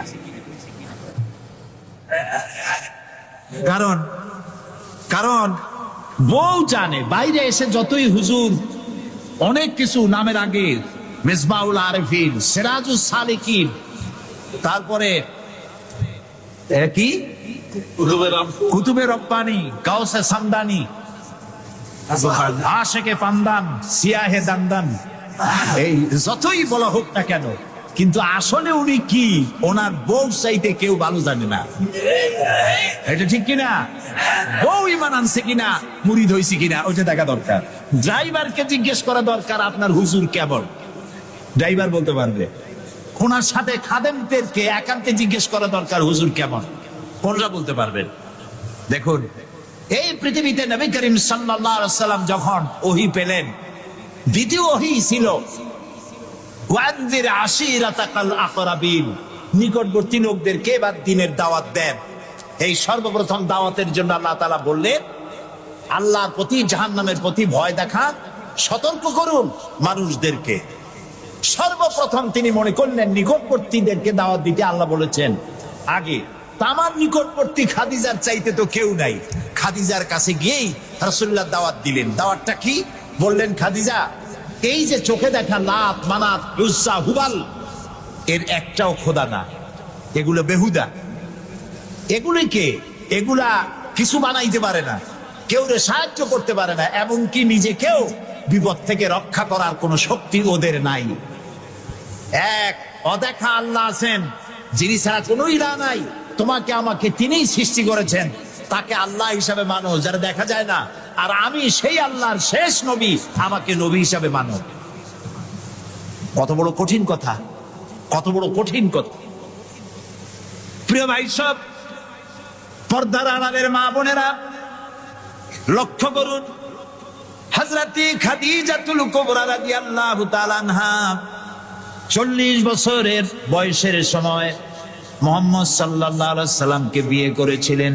তখন তার বয়স 25 বছর। আর আজ 40 বছর বয়সে নবীজি নবুয়ত পেয়েছেন, 15টি বছর সময় পেয়েছেন রাসূলকে কাছে থেকে দেখার। হযরতে খাদিজা যখনই দ্বীনের দাওয়াত পেলেন, অদেখা আল্লাহকে বিশ্বাস করতে হবে, মুহাম্মদ সাল্লাল্লাহু আলাইহি সাল্লামের নবুয়ত মানতে হবে, এই প্রশ্ন যখন সামনে এলো, হযরতে খাদিজা কোনো প্রশ্ন তোলেন নাই, এক মুহূর্ত দেরিও করেন নাই। كيف تكفرون بالله وكنتم أمواتا فأحياكم ثم يميتكم ثم يحييكم ثم إليه ترجعون। এ মানুষ, তোমরা কিভাবে কুফরি করো, অস্বীকার করো, আল্লাহর সাথে নাফরমানি করো? কিভাবে করো? যে আল্লাহ তুমি ছিলে মৃত্যু, তোমাকে আল্লাহ পাক জিন্দা করেছেন, এই জিন্দা থেকে আবার মৃত্যু করবেন, আবার মৃত্যু থেকে তোমাদেরকে জিন্দা করবেন, আবার সেই আল্লাহর কাছে তোমাদেরকে ফিরে আসতে হবে। সুতরাং মানুষ জন্মের পূর্বে সব মৃত্যু ছিল, একথা তো আজ বিজ্ঞান সম্মত কথা, বৈজ্ঞানিক সত্য কথা। মানুষ জন্মের আগে মৃত্যু ছিল। কিভাবে? মানুষের উৎপত্তি থেকে এলো, কোরআনে কারীম তা পরিষ্কার করে বলছে। তোমাকে কিভাবে সৃষ্টি করেছে তুমি দেখো। সন্তান মায়ের জরায়ুতে আসার পূর্বে সে ছিল পিতার শুক্রকীট আর মায়ের ডিম্বাণু, অর্থাৎ স্পার্মটোজন এবং ওভাম, এই দুটি জিনিসের মধ্যে সে বিভক্ত ছিল। মায়ের বক্ষপিঞ্জর এবং পিতার পৃষ্ঠদেশ থেকে সবেগে নির্গত এক ফোঁটা পানি দিয়ে আমি আল্লাহ পাক তোমাকে সৃষ্টি করেছি। কোরআনে কারীম বলছে, হাল আতা আলাল ইনসানি হিনুম মিনাদ দাহরি লাম ইয়াকুন শাইআম মাযকুরা। মানুষের জীবনে কি এমন এক সময় এসেছিল না যখন সে উল্লেখযোগ্য বিষয় বস্তু হিসাবে পরিগণিত ছিল না? তোমার নাম ছিল না, পরিচয় ছিল না, কিছুই ছিল না, দুনিয়ার কেউ তোমাকে জানতো না, শুনতো না। আমি আল্লাহ পাক তোমাকে সৃষ্টি করেছি। তুমি কোত্থেকে এলে? কোরআনে কারীম থেকে তা জেনে নাও। আল্লাহ রাব্বুল আলামিন বলেন, ইন্না খালাকনাকুম মিন তুরাবিন সুম্মা মিন নুতফাতিন সুম্মা মিন আলাকাতিন সুম্মা মিন মুদগাম। আমি রব্বুল আলামিন তোমাকে সৃষ্টি করেছি, মাটির উপাদান দিয়ে তৈরি করলাম। মা বাপের, পুরুষের স্পার্মটোজন আর মহিলাদের ওভাম দুটোতে মিলে মায়ের গর্ভের ভিতরে নাপাক পানি ফোঁটাকে জমাট রক্তে পরিণত করে দিলাম। এই জমাট রক্তকে গোশত বানালাম, কচি কচি হাড় দিয়ে একটা বডি, একটা স্ট্রাকচার তৈরি করলাম। তারপরে ফাকাসাউনাল ইযামা লাহমা, গোশত দিয়ে, রক দিয়ে, চামড়া দিয়ে সুন্দর করে ছাউনি দিয়া মায়ের গর্ভের ভিতরে আমি আল্লাহ রব্বুল আলামিন তোমাকে বানাইছি। মায়ের পেটের ভিতরে ফি কারারিম মাকিন, একটি সুরক্ষিত জায়গায় তোমাকে আমি রেখে দিলাম, যেখানে কোনো রোগ, কোনো জার্ম যেখানে পৌঁছতে পারবে না, কোনো অসুবিধা হবে না। এমন একটা জায়গায়, এমন একটা ইন্টেনসিভ কেয়ার ইউনিটের ভিতরে রেখেছি। সুবহানাল্লাহ, একটা ইন্টেনসিভ কেয়ার ইউনিট যেখানে কোন রকমের কোনো জার্ম প্রবেশ করে বা করবার কোনো